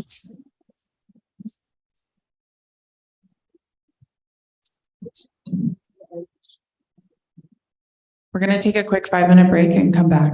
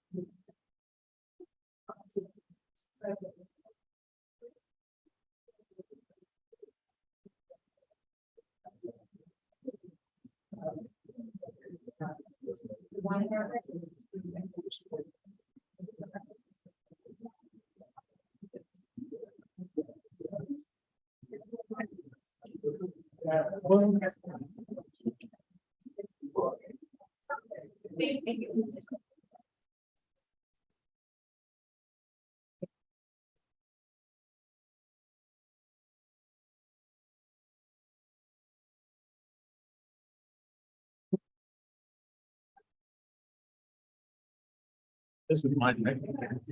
Do you have one too? It's fine, you're good. It's almost done. I'm good, Chris. I had two dinners. I'm gonna have it if there's still any in I there. had two dinners. We're just getting started. No problem. If something to us. Oh, nice. Because when I went to go back, he goes, no, no,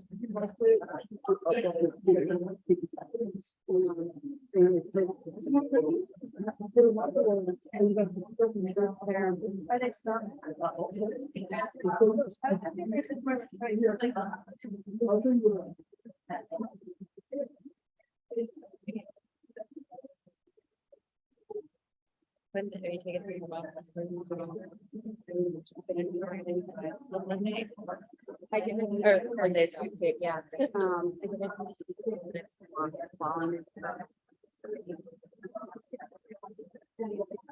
to do down there. But yeah.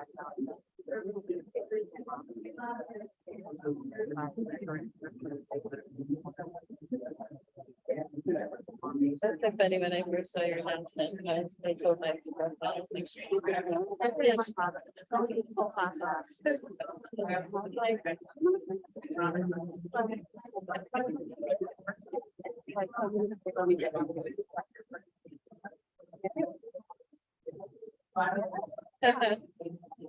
to make sure it's really not a graduation. And I've graduation said that, you know, there's four of us in the school. That coming out of like, I think that's. Yeah, I don't know.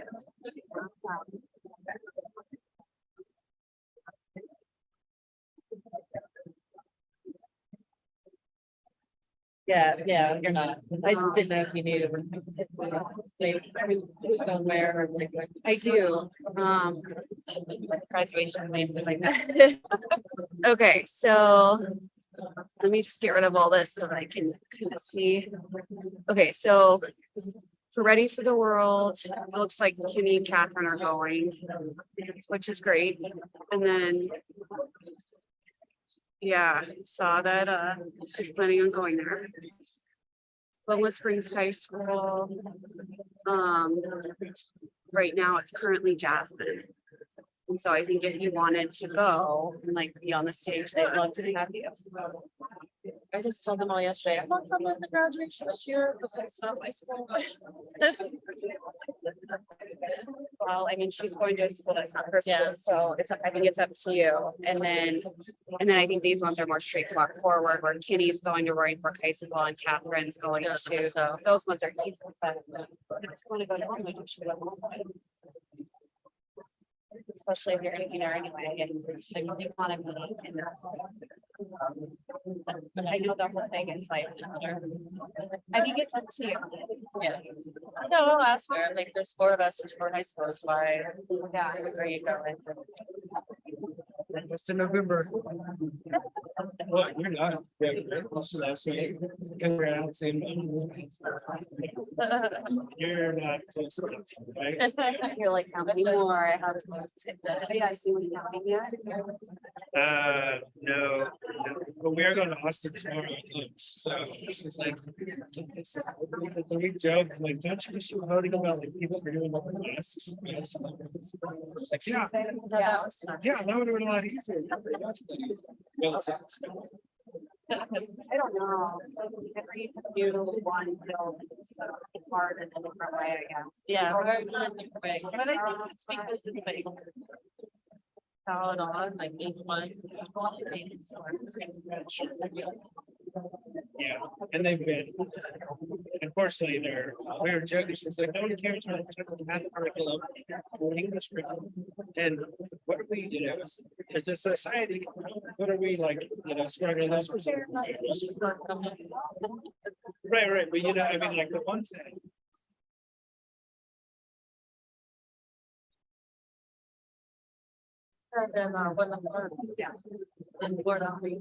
Sorry, I'm gonna run.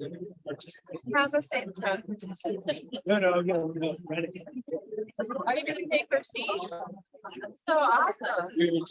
She looks So, yeah. Yeah, and then with less. That's great. But I think. Yeah. I get back there too. It's gonna be another late one. It's gonna be another late one. Yeah. Yep.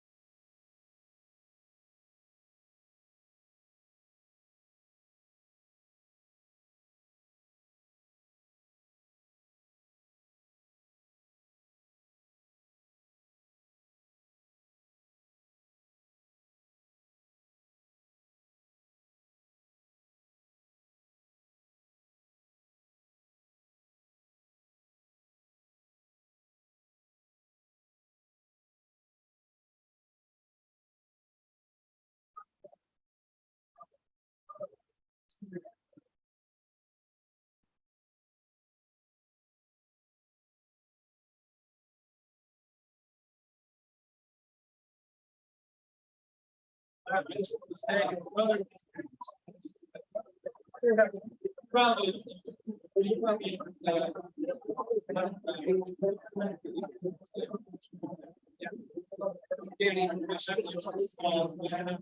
Yeah.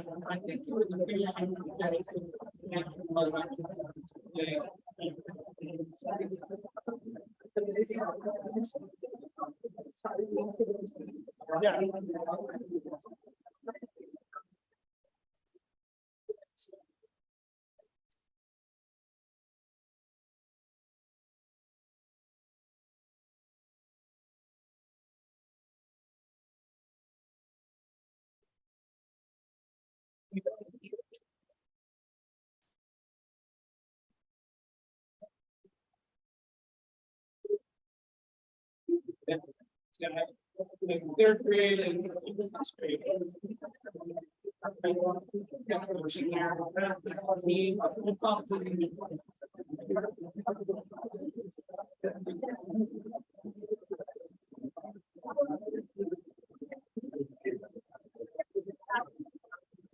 Natalie, are you ready?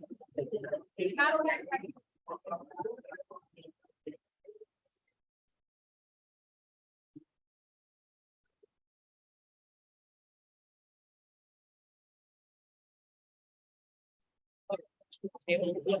Oh, good.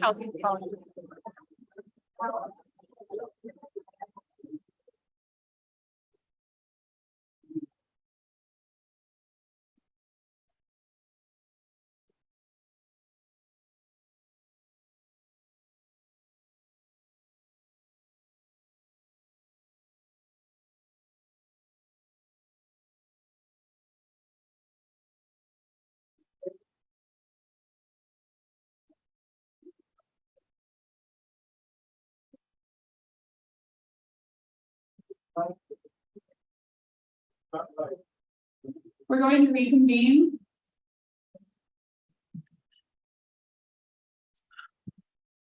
The time is 8:10 p.m. Excuse me, we are beginning our public meeting. Can you please walk away? Walk.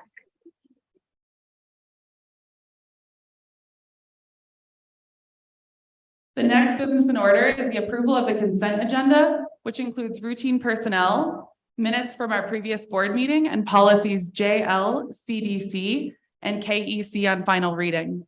Directors, are there any items that you would like to pull off the consent agenda for a separate discussion and vote? No. Hearing none, do I have a motion to approve the consent agenda? I move that the board approve the consent agenda as presented. Is there a second? I'll second.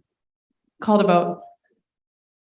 Director Step, Aye. Director Ramirez, Director Kuhlenberg, Aye. Director Torres. Aye. Director Tyler, Aye. motion passes. Thank you. The next business in order is action on the proposed student fee parameters for 2023, 2024. Is there a motion? Sorry. I move that the board approve proposed student fee parameters for 2023-2024 as presented. Do I have a second? I second.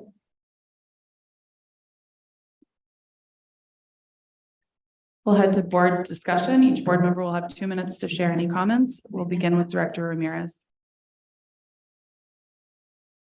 Thank you guys for this work on the fee parameters. Sorry. I wanted to, well, first, we've talked about this earlier today, and so I just wanted to make sure that we touched on the question Director Tyler had regarding the AP test fees. I know in here it says that we have not yet solved for the cost, but I wanted to know if there was any momentum or any strategies going around on that solution. So this first year will be a pilot program, see if, we reserve $200,000 for fee reimbursements to see if that's enough. If we can fit AP fees within that, it's fine. If not, we'll need to find a new funding source. I will say that right now schools are covering AP fees for FRL students. There's various grants we can look at to fund that as well, to write that for district-wide as opposed to school site-based. I don't have any other questions on this work, but I just want to reiterate how glad I am, that we've made a concerted effort to try to make participation and also just access to students' activities in our schools as equitable as possible. Thank you. Director Torres. Yeah, I echo Director Ramirez's statement, and thank you so much. Very similar to that, but I am curious, and I apologize if I missed this, but if a student has unpaid fees and can demonstrate financial need or financial hardships, are there at the end of the year, after the fact, opportunity for students to request waivers to those fees? If it wasn't done in advance, I guess is what I'm asking. So students can apply for FRL at any time. Fees accrued prior to next year would not be covered by the district. But if, say, someone applied in March and qualified, we would pay those fees either back or to the school, depending on what needed to happen. Okay. Yeah. Great. Thank you. That's all I have.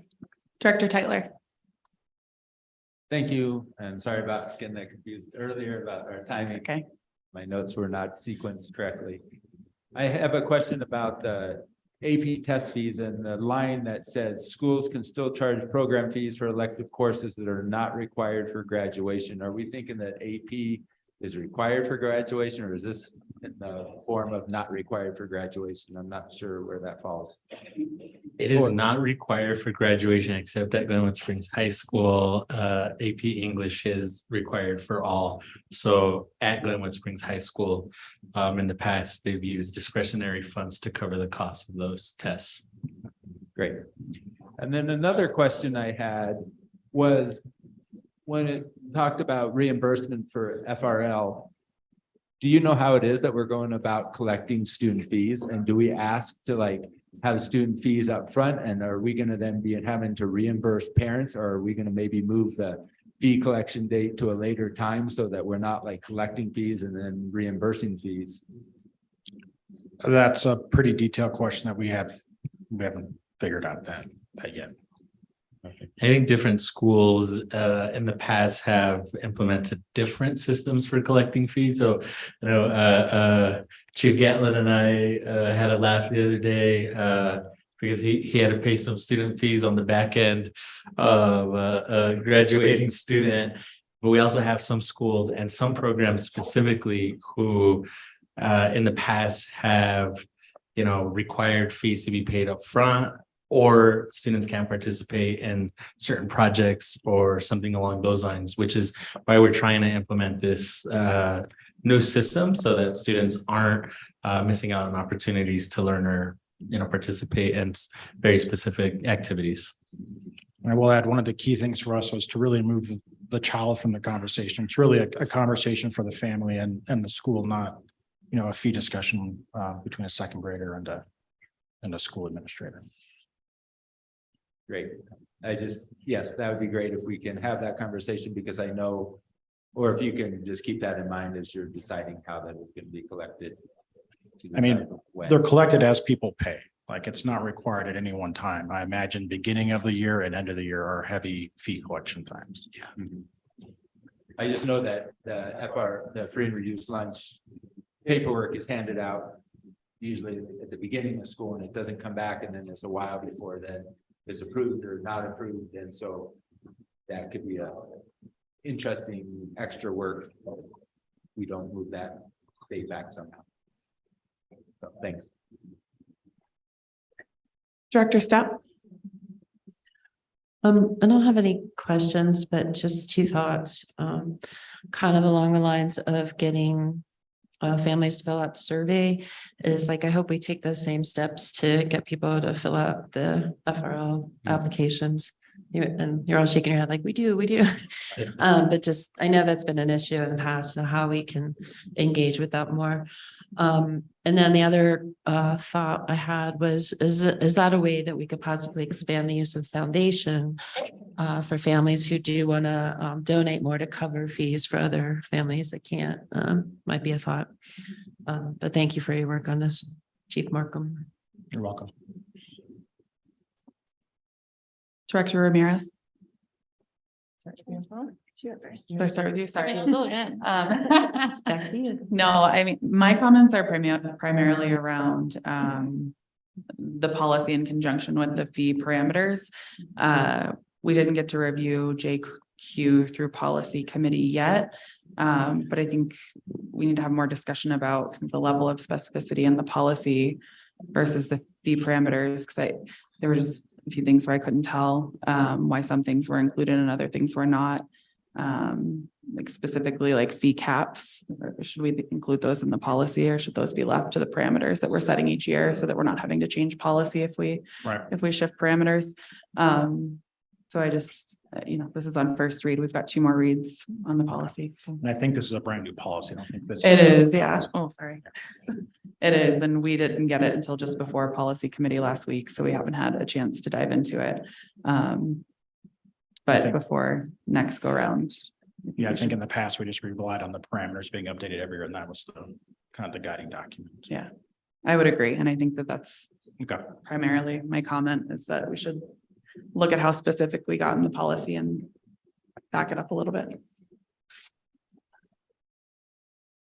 Okay, well, now 5 minutes of board discussion. If anyone has anything else to add or ask on this.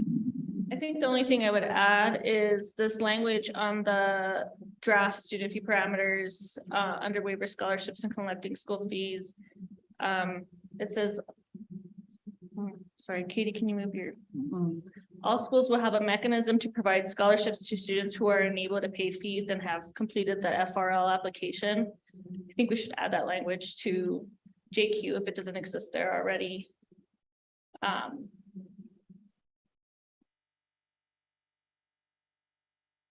Yeah, I think that would be important. Yeah, I think it does. And I think if we approve the student fee parameters tonight, then that will give us a better basis for updating JQ, because we'll have something solid in place to work off of. Any other questions, comments?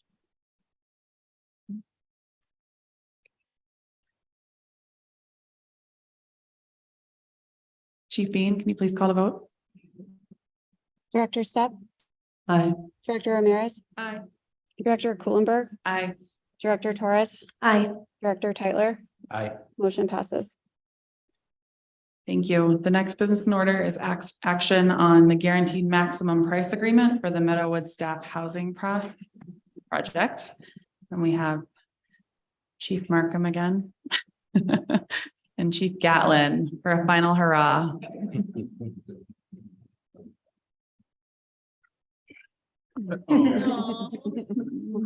Do I have a motion?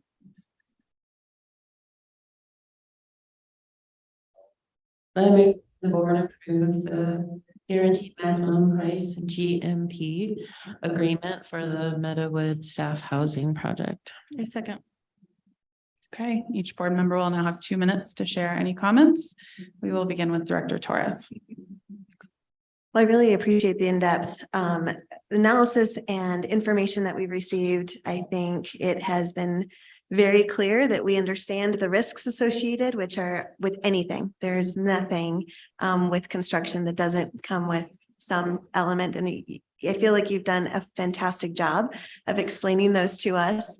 I feel really confident in our understanding of where we're at, where we want to position ourselves to be, and each one of those areas that are involved in this price. So thank you. I don't necessarily have a question. I feel like you answered them all already, but I appreciate it. Director Tytler. I would just like to say thank you to Chief Gatlin for all the legwork that you put into this project and all the background information and just your supporting housing in your time here for the district. And so thank you for that. And I feel like since having been part of this committee and being in on conversations, I'm caught up on where we are. And thank you. Director Stepp. Yeah, I don't have any questions either. I just want to thank you for all your hard work on this. I'm hoping that each one of these housing projects gets easier with each one, maybe. I don't know if easier is the right word, but you have a lot of experience now and that shows. And thank you so much for leading us. And we will miss you. Director Ramirez. Yeah, I echo everybody on the team. I also just want to ask that on our memo, we update that total projected cost at the bottom. I believe that might not be the number we went over in that last line.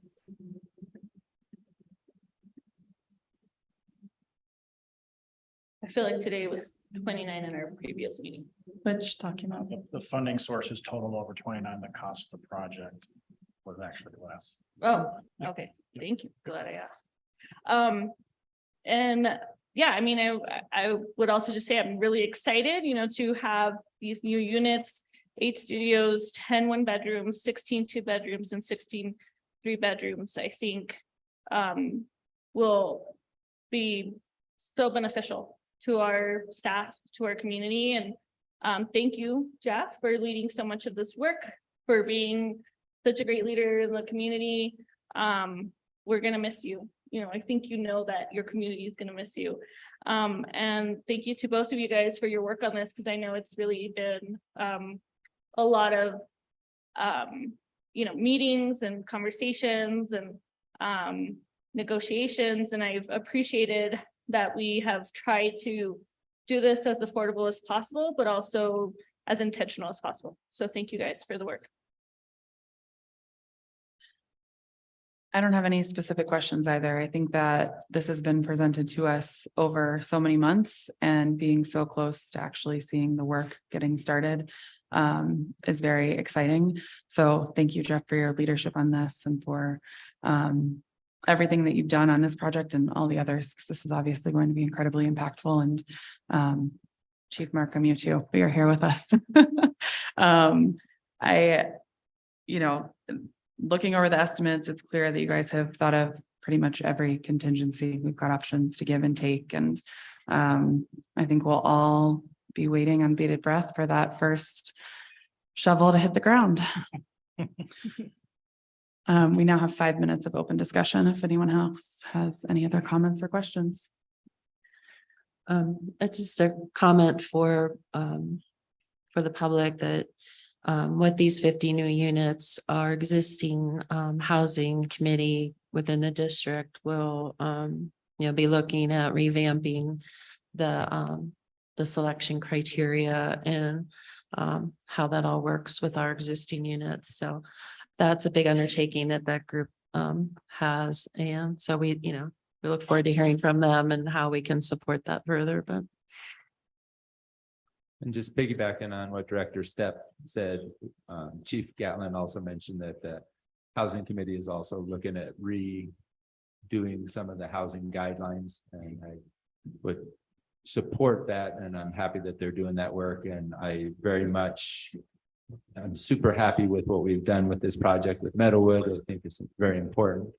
I just want to comment that I do believe we, in a sense, have all of our eggs in one basket, and it's for rentals for one portion of our school staff that is eligible and mostly chosen and can apply and then meet the guidelines and get accepted to be part of that rental housing. And I think we need to continue to look forward at other ways to expand upon what we're doing now to meet a broader cross-section of who our employees are of the district, and look at expanding beyond what we're doing now. And I'm not trying in any way to minimize the great work that we've done and the important work that has been done on Meadowwood, and I 100% support that. I just want us to be looking forward at other opportunities and ways that we can expand upon what we're doing.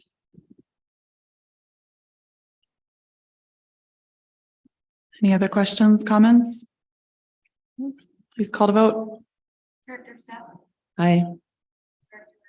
Aye. Aye. Aye.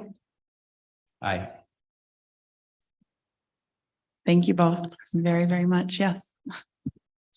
Thank you very much for your support of this. And I just wanted to, I'm not going to take 2 minutes of your time, but I just wanted to say thank you for all your support over the process of us standing up a staff housing program. It's absolutely critical for the future of the school district that we do this. It's been some of the most meaningful work that I've been a part of. And I just wanted to say thank you for recognizing that and supporting it. So I appreciate it. Thanks. Thank you.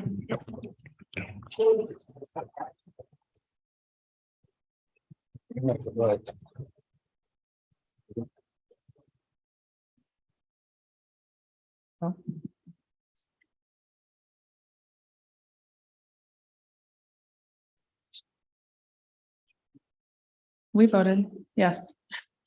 The next business in order is action on the proposed school health curriculum.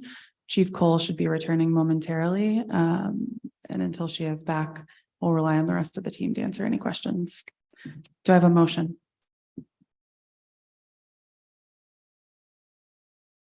I move. Okay, Jim. I move that the board approve the rights, respect, responsibility, a K through 12 sexuality education curriculum and comprehensive health skills for middle school and high school curriculum. I second. Each board member will now have 2 minutes to share any comments. We will begin with Director Torres. Oh, sorry. Sorry, misread. We'll begin with Director Stepp. My fault.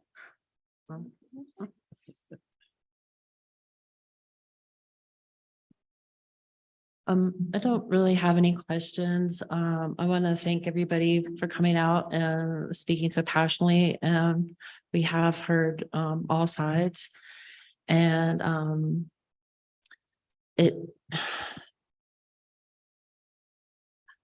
I guess and my fellow board members know that I've been on the fence, and as a board member, you have to kind of take away your own personal feelings and listen to your constituents. But I think one misrepresentation is that the majority are opposed to this, when in reality, from what I've heard, it's more evenly split. And the other thing that I, come to understand is that this year is going to be a pilot. So a lot of what is actually going to be taught is not even known yet. So there's a lot of misperceptions about that. Yes, it is in the curriculum, but we're not teaching the entire curriculum. So this is a pilot year. And before we do a pilot, we have to adopt the curriculum, right? So if you don't have a curriculum, you can't do a pilot. And so a lot of these questions will be worked out over next year, the scope and sequence and what's taught and when and in what grade, and a comprehensive opt-in or opt-out plan. I just really appreciate those who came forward and shared their stories. I, having a son in the school district and hearing stories in elementary school of what was going on the playgrounds is like, it's alarming. And the fact that we don't have a curriculum right now, we have nothing. So, I think this is a starting place. It's not an end goal by any means. And I think if this pilot year and we look at it and we figure out that scope and sequence, and we can change. So those are my thoughts on them. Director Ramirez. I actually had a couple of questions for Director Cole, if she can. Oh, Welcome back, Director Chief Cole. Thank you. Thanks for making it. Sorry. We're glad you were able to go see your 8th grader. 12th grader. Oh, I'm so sorry. 12th grader. I just had a couple of follow-up questions, and I feel like I've asked you these questions before, but I just want to have them reiterated. Will all our teachers be forced to teach this curriculum? No. In fact, it's a recommended curriculum, and it'll be recommended, we're making a recommendation to teach it. We don't as yet have any agreements or expectations around that it will be taught. So it'll be right now, as we move forward, it'll be kind of like health education is now, which is an opt-in, except for, again, the high school required graduation credit. And then on occasion, when some of our middle schools have offered and assigned health as an elective, it's really an opt-in decision to teach health across our schools. And this will be the same. Right now, it'll fall under the same umbrella. Do we currently have health curriculum in our district? We certainly do. I mean, the teachers teaching the high school health classes have developed curriculum, have created it. Some of the teachers who have taught health for longer than others have, really established a health curriculum that's aligned to standards. But it's all stuff they've had to make up and they've had to do on their own without support or guidance from the district. So it hasn't been approved by a board before? Correct.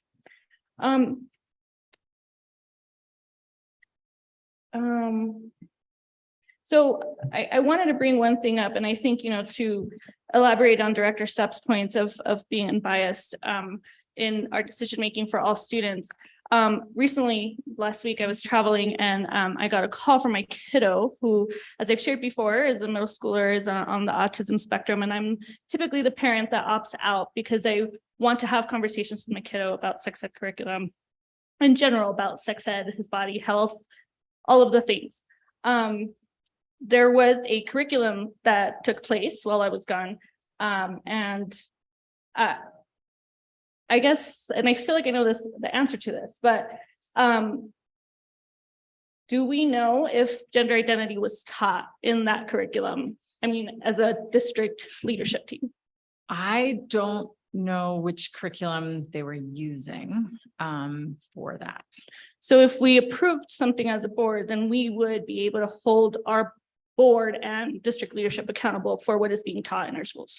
For sure. I mean, right, then we would have when teachers, when school leaders, when families are asking what is being taught, was that approved?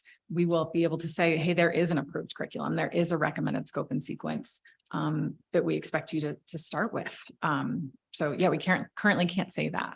Right. So you're saying we'd have to, as a board, approve a curriculum to then have the next phase, which would be your team and members of the community, parents, teachers, staff, who then would choose what curriculum is taught within the grades and the classrooms and by the team that will be taught how to share the curriculum to students. Yeah, I mean, I think let me see if I can see if this answers it.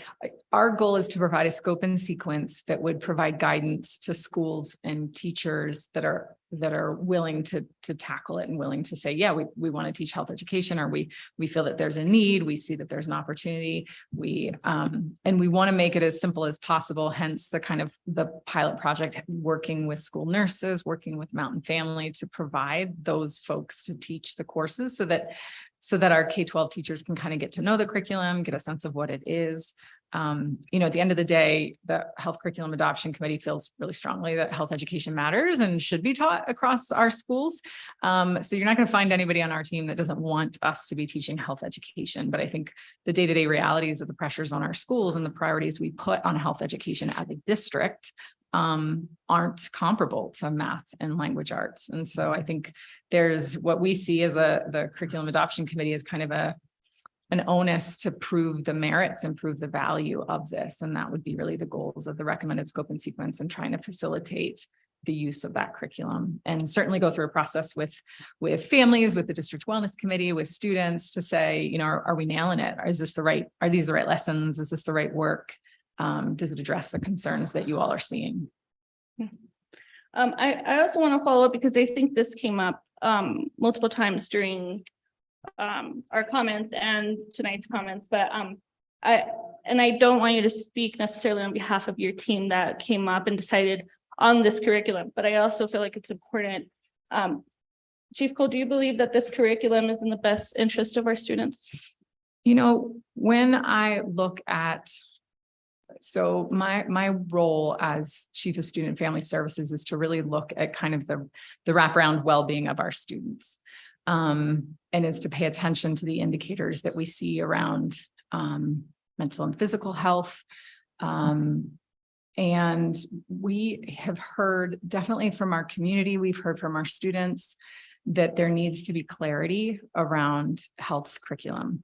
I do believe, and I believe that, my role in this district is a testament to our belief that in our rural schools and communities, kids need access to resources, and that our schools are often the hub of family life. And this district has made deliberate decisions every time you approve budgets that support the Family Resource Center, that support integrated health services, that support partnerships with Mountain Family to have school-based health centers, that we see our schools as critical access points for kids to wraparound services. Our kids come to us and come to schools when they're in crisis because they know these resources are there. And so in the spirit of that, I do feel like access to accurate information about students' bodies, about choices, about decision-making, about risk, about safety is our obligation.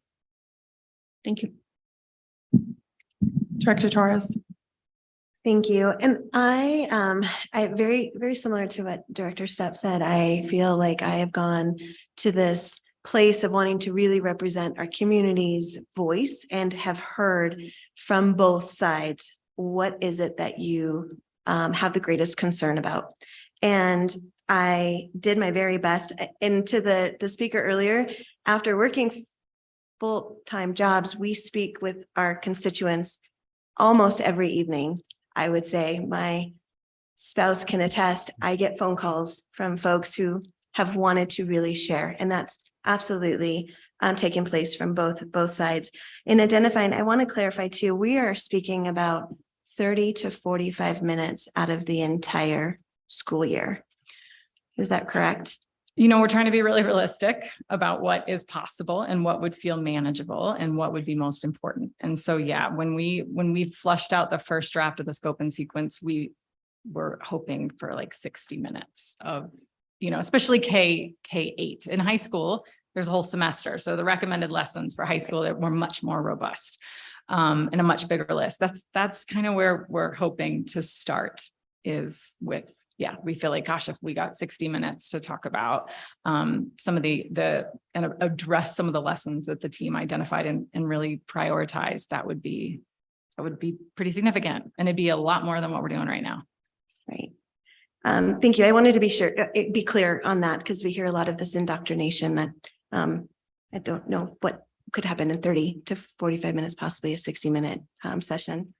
The three areas that I really identified was, number one, parents want the responsibility of teaching their kids about sex ed, and really grappling with this, they have the opportunity to opt out. that leads to the second one, the opt-out process doesn't work. Parents saying, well, you can't guarantee that my kid won't hear about it from someone else. I coincidentally have heard from multiple kids saying they share the movies that they've seen, the music that they listen to, whether or not the parents agree with letting their children watch those movies or listening to that music. So they're talking to each other regardless on whether or not you can control the narrative when in those social settings. The third one is doesn't align with community values. I really appreciate you have the Family Advisory Councils providing 6 opportunities to become involved in how this curriculum is rolled out. So whereas we are voting to approve the curriculum, we're not voting on how it's going to be implemented. We're voting on a set curriculum, and then that advisory committee, which I'm very interested in attending those sessions. That's when that decision on which curriculum will be rolled out in this pilot. Well, that's where we'll really refine, I think, the scope and sequence, where we'll get to hear back from where there's pilots happening with it, where kids and families are working with the curriculum, whether those lessons that we've recommended are the right ones, feel the most important. Certainly, some of the conversations we've had with families at that district wellness committee about refining the opt-out process tips. I've heard some great feedback from families at those meetings about like, hey, even the actual lessons are not really what we want to look at. We want some high leverage bullet points. We want to learn more about the comprehensive human sexuality standards. And so even just refining how we communicate better with families around this work has been some of the things that we're doing in that committee and hope to continue next year. Thank you. Director Tyler.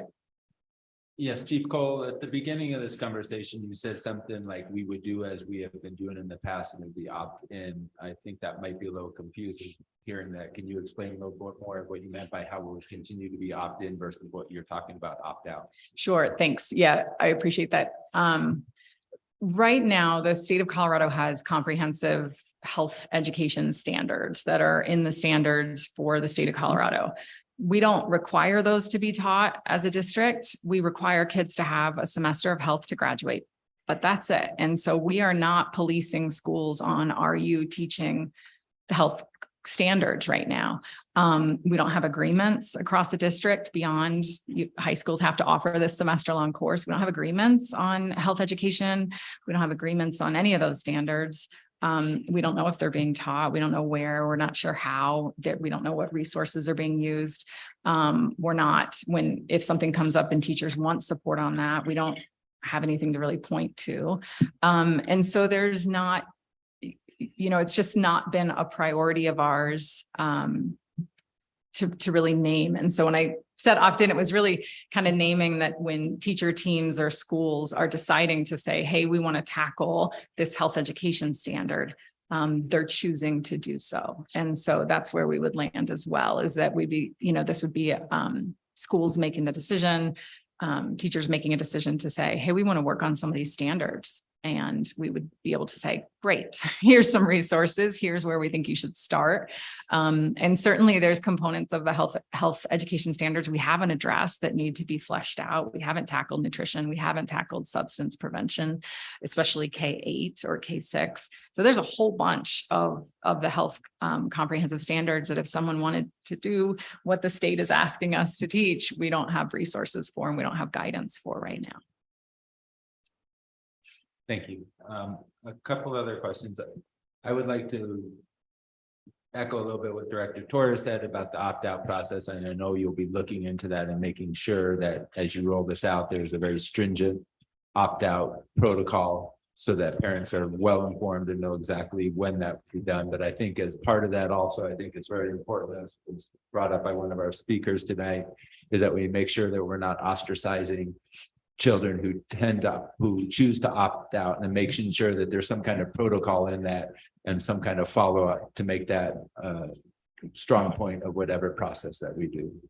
I appreciate that. And I've heard that from this team of leaders, since I think the first time we brought this forward was really being thoughtful about the opt-out process. And, certainly I would say that a huge gift of doing this work now is us paying attention to what's working and what's not. And although when a high school health class is going to do a sex ed unit, we're assuming they're opting out. We've learned through this work, we've learned through this process of communication that is not working and it's not consistent and we don't have clear regulations on it.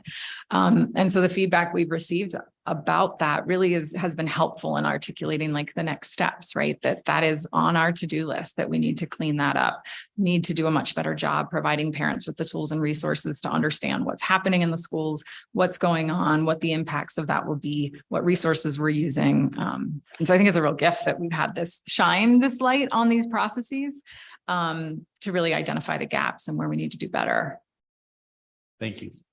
And along with that, making sure that those protocols are in place, also just making sure there's protocols in place for the teachers, so the teachers aren't getting double tasked about what they need to do for students who have chosen to opt out at the same time, and just making sure we're protecting the teachers in that sense. For sure.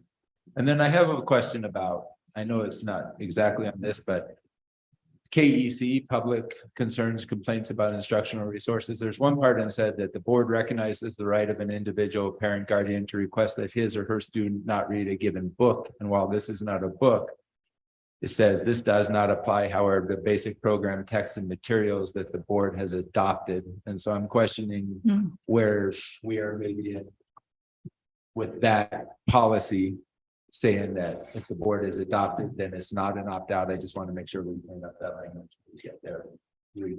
That's pertaining to this. And that's coming up right on the agenda. Okay, you see, that's next.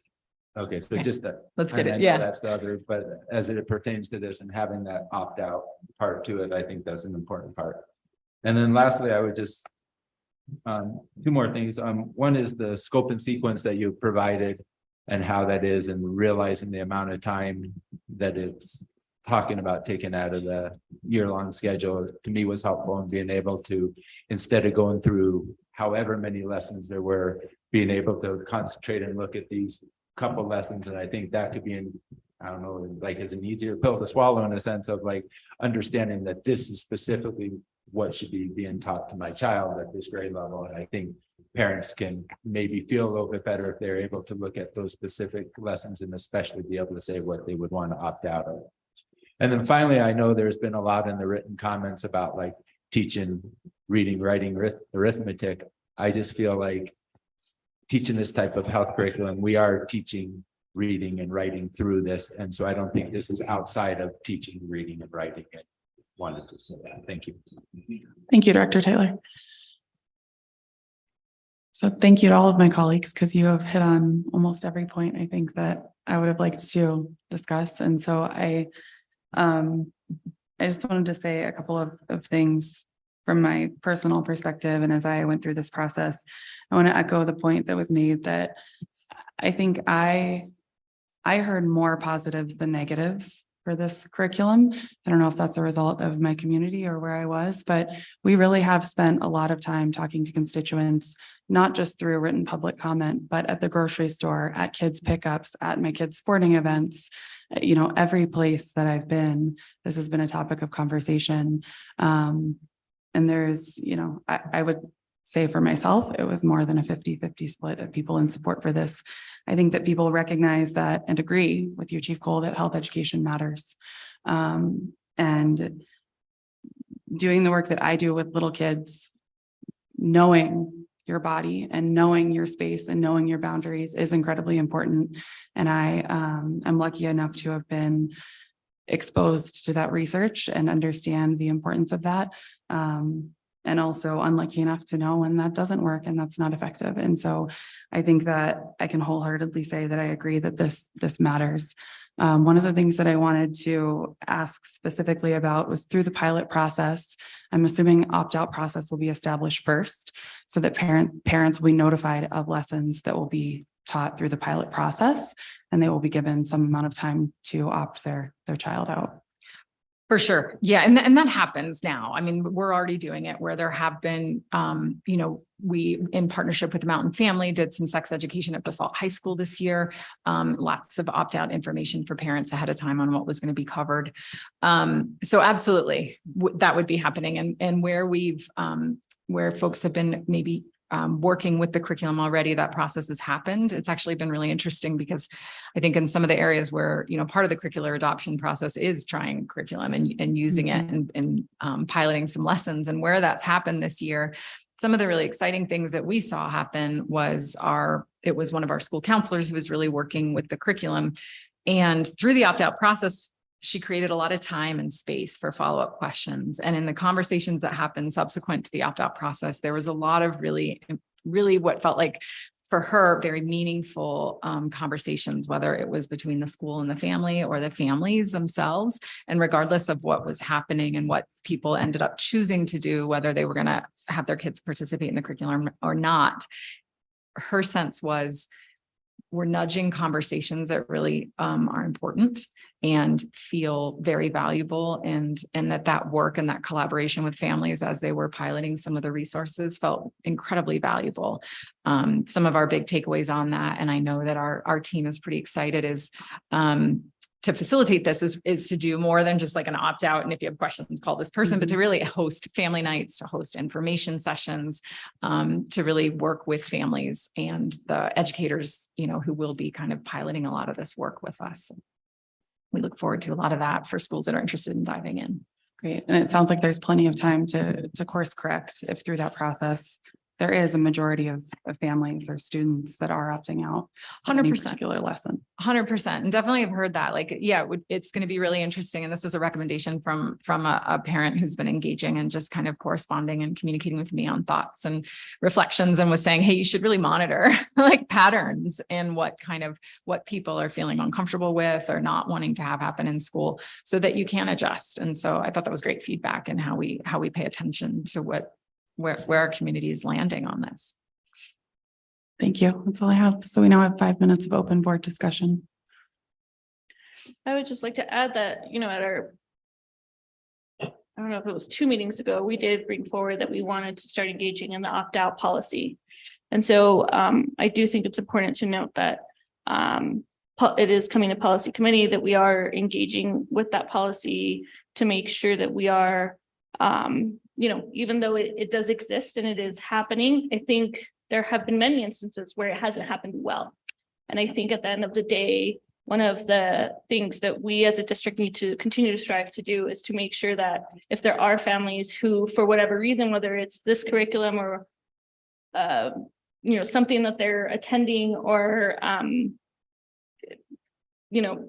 whatever it may be, whether it's religious or whether it's beliefs, I think we need to make a concerted effort to provide all of our families that opportunity and not negate that it hasn't unfortunately happened. And I think at the end of the day, families, particularly like mine, who maybe thought our kiddo wasn't ready or mature enough or prepared, I think there's an opportunity for us to be more involved in how this curriculum is going to take place. And also to be able to have tools to help bring this curriculum home and to be able to further have that conversation with their kiddos. So I appreciate your guys' work in bringing this curriculum forward. And I also appreciate the thoughtfulness in us making sure that we are setting up systems moving forward so that all students can thrive in our schools. And I would like to just piggyback a little bit off of Director Ramirez about that home component. And if families are choosing to opt out, and I know one of the worries is then they'll hear the narrative from others who didn't opt out. I think by these lessons being online and available to parents, they can look through those lessons and give that narrative to their children of the lesson. When I was looking through the lessons again today, I was trying to really look at it from a perspective of sort of both sides of what people are saying, and saying, how can I try to have that vision of like where different viewpoints are coming in. And I found that there was a lot more common than maybe separate, that there was a lot of things that both sides of this issue would be able to agree on within that. And I think then if at home, parents who were choosing to opt out could like give the lesson to their children in a way to them that makes sense, that at least then when they're engaging with other children at school who have been exposed to this lesson, they will have their viewpoint that they would then be able to say, which would have a lot in common still, and allow to have that common base that we could maybe agree on and have a common viewpoint. And so I think that being an online resource is an important part of this. I'd love to follow up on that too, because I did speak with, I had mentioned earlier, the number one comment was, I want to be able to have this conversation with my child in my house. And the thing that I have gone back to is that at the end of these lessons, same thing, gone through them, there's activities that you can do at home. And what I've heard from the health aides and teachers that I've spoken with is, as much as we've heard from parents saying, I want to do this at home, it doesn't seem as though that's what the teachers and the health aides are experiencing. Those conversations are not taking place at home. And I completely, that can be tricky to start. And these resources give you something to navigate and say, okay, how would I do this? Okay, here's how I want to address the conversation at home if I opt out, but I also need some assistance and resources. And I do appreciate that as a part of this curriculum. So. Just to jump on that too, I think that was very important for me in considering this, because I think regardless of what health curriculum we brought forward, there would be controversy, right? This isn't a new thing. And that's how we started this conversation, was recognizing that this could be difficult.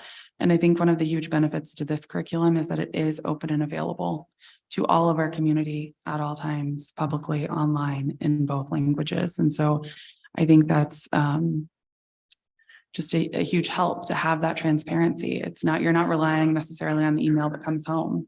You can go to the website and explore it yourself. And it's there if you want to take lessons further. It's there if you opt out and want to do less.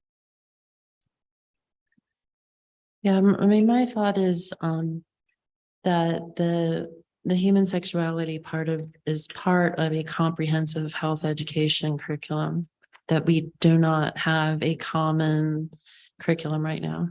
So that's just one piece of it, but it's about, education on drugs and suicide prevention and belonging and other health avenues, like the one girl spoke tonight about yoga and self-compassion. I mean, we need to do all of this, because if we don't, our students are getting it anyway. They're out there on the playground, they're talking, it's on the internet, it's in movies, it's like pervasive everywhere. And so this gives a more focused, scientific based approach than just getting it from your friends or the internet, which is scary, so I'm just glad we're doing something. All right. Chief Bean, please call to vote. Aye. Aye. Aye. Aye. Aye. Thank you. Thank you, Chief Cole. Thank you.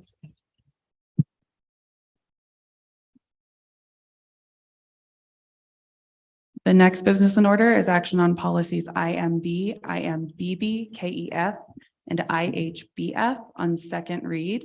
You might find this fascinating. You may, you just may.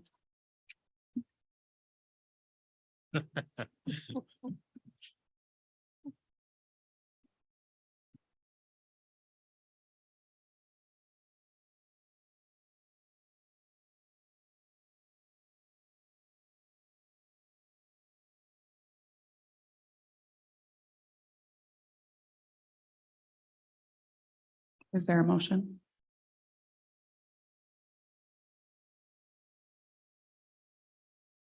I move that the board approve IMB, IMBB, KEF, and IHBF as presented. A second. Each board member will now have 2 minutes to share comments. We will begin with Director Teitler. I do not have any comments at this point. Thank you. Director Stepp. I don't have any questions at this time. Director Ramirez. I guess I don't have any questions. I would just add that I appreciated IMBB. Being able to work on these in policy committee, I think, has really helped all of us. being able to have conversations around policies that are coming forward. And so I just wanted to say I appreciate our work around these policies that I think are crucial to conversations happening within the district and at the state level and nationally. Director Torres? I do not have any comments at this time. I just have one on KEF. We talked in policy committee about defining who in our community has access to the process of public concerns and complaints. And I see the staff recommendation is parents and guardians of students. Can you describe a little bit about why you landed there? Yeah, I think we thought in our conversation that if there are community members who happen to be parents of students and their students are in the classroom getting the teaching methods, it seemed to be the most reasonable that that's the group it would include versus I think previously, it included patrons, which was unclear. Thank you.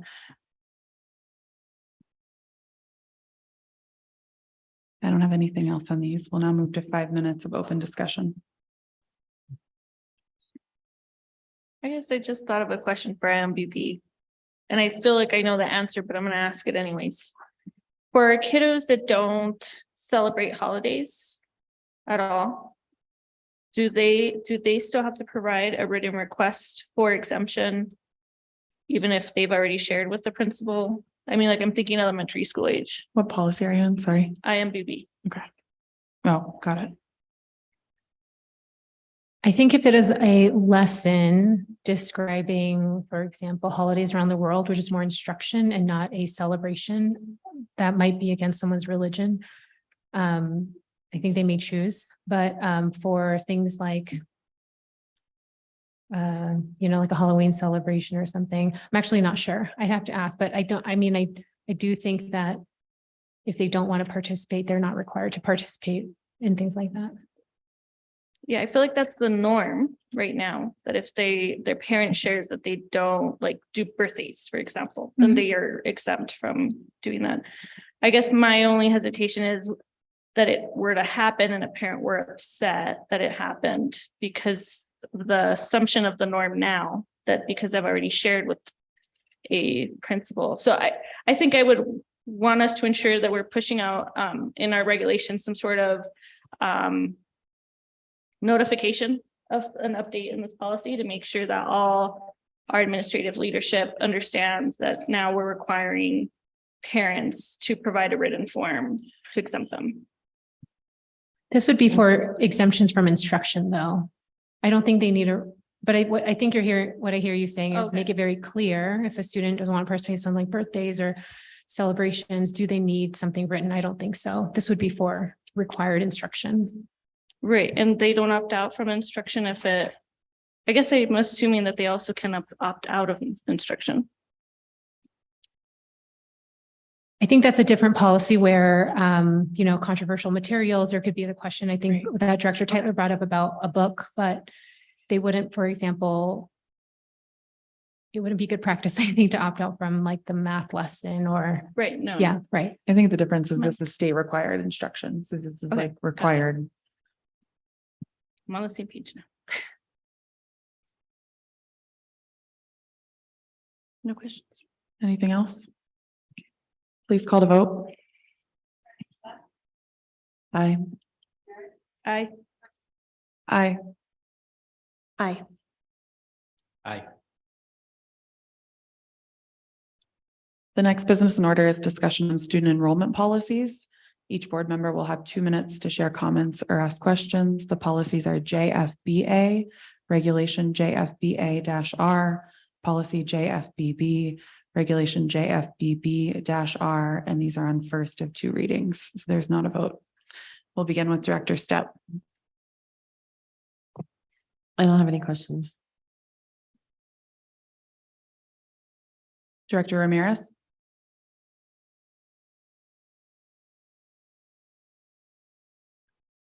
I also don't have any questions. Director Torres. Yeah, I have no question. I appreciate the time for the policy committee. It seems like these have been thoughtfully as you're going through them. It seems pretty straightforward. I don't have any questions at this time. Director Tyler. I have two questions. The first one is, do we have some kind of written policy or something that says what space available means? Because it talks about when there's open enrollment, is if there is space available, and that seems pretty nebulous, and I'm wondering if that's defined in any way. Are you talking about JFBB-R? It was JFBA and then JFBAR, yes.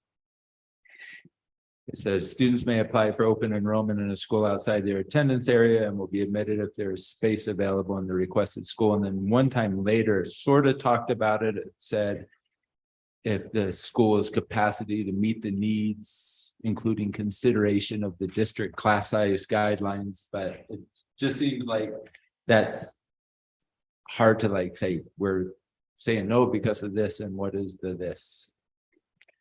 Yep, we had a lot of discussion about the definition of space and capacity. So one being enrollment or the physical footprint of the classroom, or if it's an over-enrolled grade currently, or if it's an under-enrolled grade.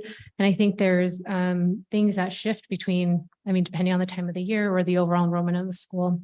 And so it's not in this regulation itself or in the policy itself, like how space is defined.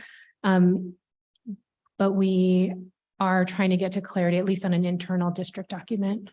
Okay, I just think that will be important as we roll that out. And then I have a second question about the appeal procedure, and that was, I think, in both of the different, and JFBA and then also JFBB. I believe both of them were like the same wording, but it says, should a request of an open enrollment or transfer be denied, the parent will be advised by the principal that they appeal the denial to the chief academic officer. But then it goes on to say it's the decision of the superintendent, and I'm just curious about the roles there and like why the chief academic officer is there as an intermediary step in it, like the first step when it seems like it's the superintendent. And I'm wondering if there's a reason why either the chief academic officer doesn't have that decision-making power, or why it doesn't go directly to the superintendent. It seems like extra that maybe there's a reason and I'm not understanding.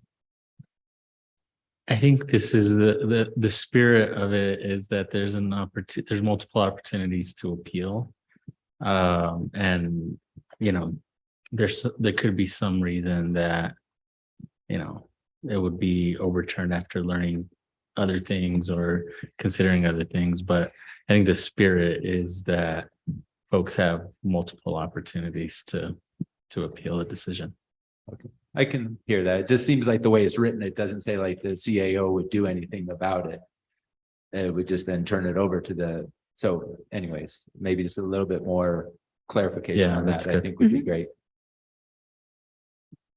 That's it. Thank you.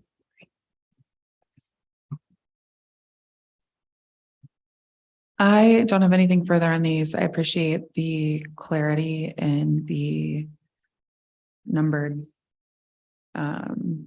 prioritization. I think that that's very helpful. And I do agree, after looking over the appeal process, Director Tyler, I think it would make more sense to either just shift that word administrator to CAO, so it's clear that it's a potential three-level review. Or change it if that's not the intent of the team. But yeah, I don't have anything further on these. So we now have 5 minutes of open discussion, but again, we're not voting on these tonight. This is for first read. So if there's anything else. Yeah, I did think of, does this policy regulation cover like the transfers to like Yampa, which is outside of the district? So, and it just says the students should plan to remain, and I know we're still working on that whole process and cleaning that up, but I didn't know if that's covered under this one or if that's a separate thing. Are you talking about JFBB or JFBA? Yeah. JFBA. Sorry, there's a lot listed there. I think it's separate, that this was really intended for the kids coming into the district and not necessarily on that like outgoing to Tampa. Okay.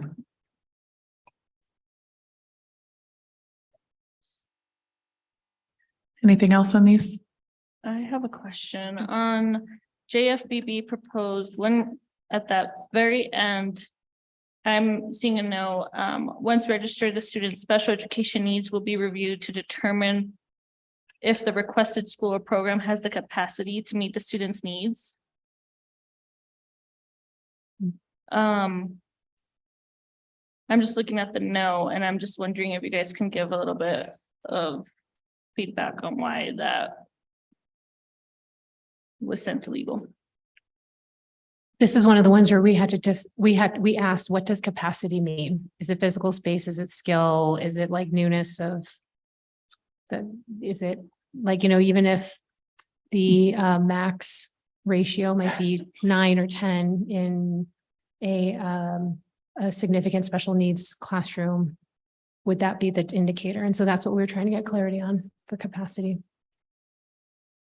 And rather than laying out very specifically, this is how we're going to always describe capacity, just because it had so many different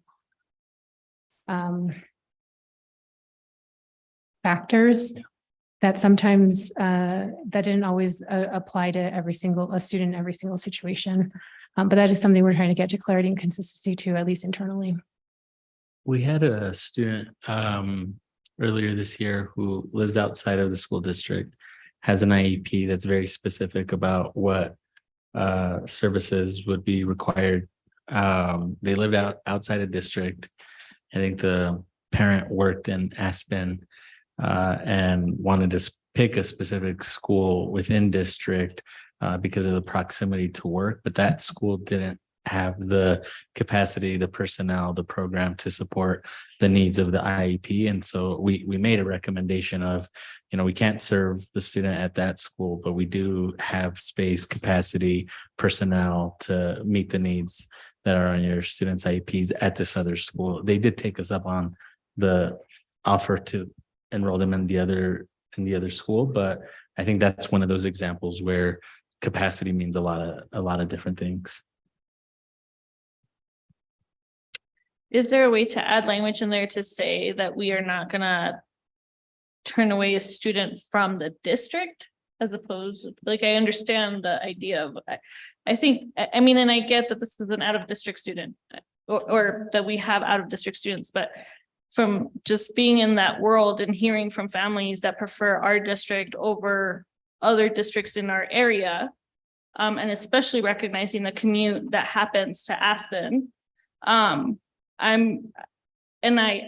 also want to state that I think our district and our staff would be always in good faith, making sure students stay in this or have the opportunity to come to a public school.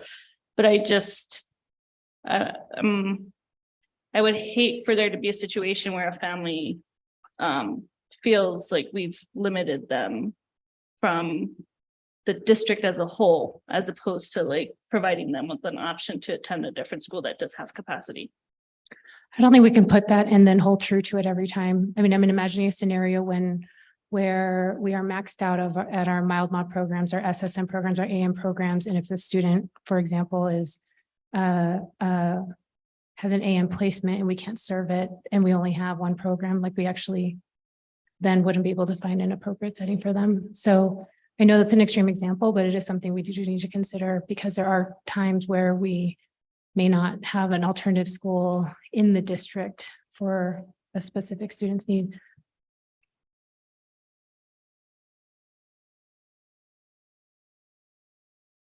Any other questions, comments on this one? Thank you. Thank you, Chief Park. Thank you, Chief Cole. The next business in order is board reports and comments. We will begin with Director Ramirez.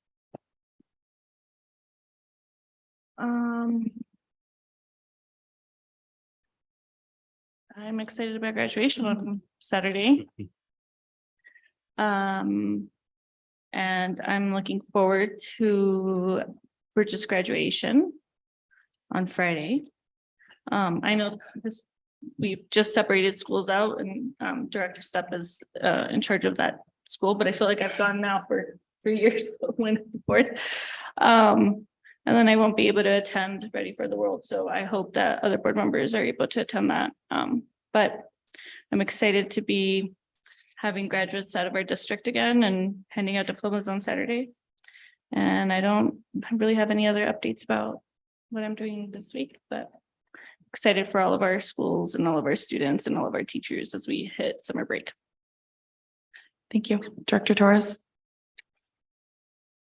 So obviously this was a well-attended board meeting. I do want to make a comment that I appreciate all the work that has gone in, all of the involvement that has gone in. I do want to relay just a personal hope that this, based on the comments and the written and public speaking comments that we've heard, that this curriculum can help our kids teach adults how to treat each other with respect and kindness. I really do hope that that is something that we are able to get from this as well. I appreciate all that has gone in and all that has been said. Thank you. Director Tytler. I just want to again say, I'm so excited about Meadowwood and all the time and effort that has gone into that. And it's been a lot of people working really hard. And so thank you for all the people who worked on that to make this a reality soon. Dr. Stepp. I want to congratulate Ben Bonfock for his taking on a leadership role. And I'm really excited to find out the transition plan to continue all the momentum we've had in the career and technical education realm. The district is doing a lot of amazing things. And so I look forward to continuing that work. My only report is I was able to attend a school board conference last weekend and connect with school board members from around the country, which was very relaxing, rejuvenating, reinvigorating, also, able to discuss with other people the struggles that they're going through, and wanted to share that with all of you because this role is not easy and I'm grateful to be serving with each of you. And, also to recognize that the immense amount of time, energy, effort that the public put into being involved in this process with the health curriculum as a board member, that is helpful and is welcomed. The one bit that was hard in this scenario was the level of misinformation I think that we heard. And I just wanted to take the opportunity to encourage our community to shy away from that, because it's difficult as someone who's trying to read something objectively when the first line starts with something that is objectively false. That makes it very difficult to read through and find the constructive element of comments. And I debated on whether or not to say that, but it feels appropriate. And I want to engage constructively with community. I want to be able to engage in a way that is healthy, that moves us forward and that gets us to better places for our children. But yeah, inflammatory and flat out in not factual statements are a tough place to start from. So we'll now move on to our final agenda item, appreciations. And as a board, we want to, do I have to stay by the mic? We want to one more time appreciate Chief Gatlin and Chief Bean for everything that you have done for our district.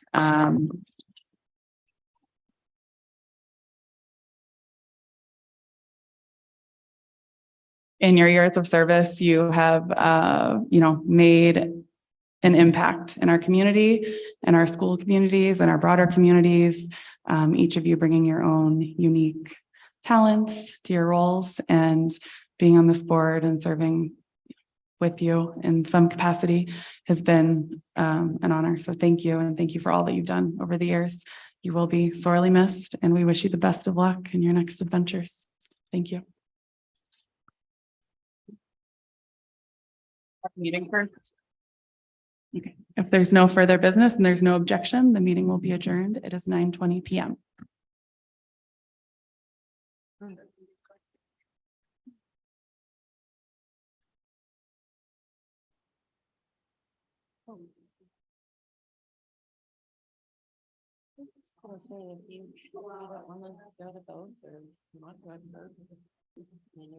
Four of us. Yeah, well, I mean, I'm not gonna go to Ready for the World, so I figured I should.